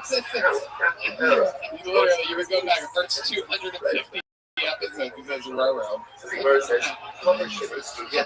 That's Ohio shit, man. That's like Not my part of Ohio. I'm more southern. I guess so. So, Kevin, you said you came out to your parents, and then the big twist was that you're an introvert. What do you do by yourself? Get high and listen to music. All right.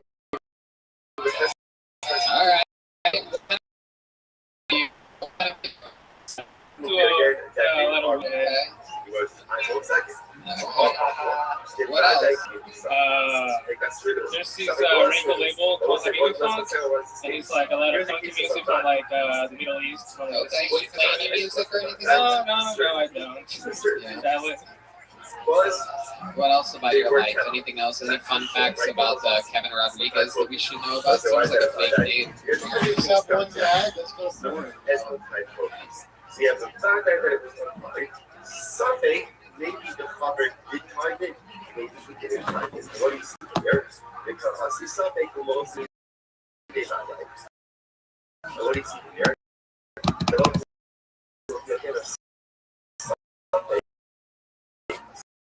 Something goes ahead and overwrite the dialogue.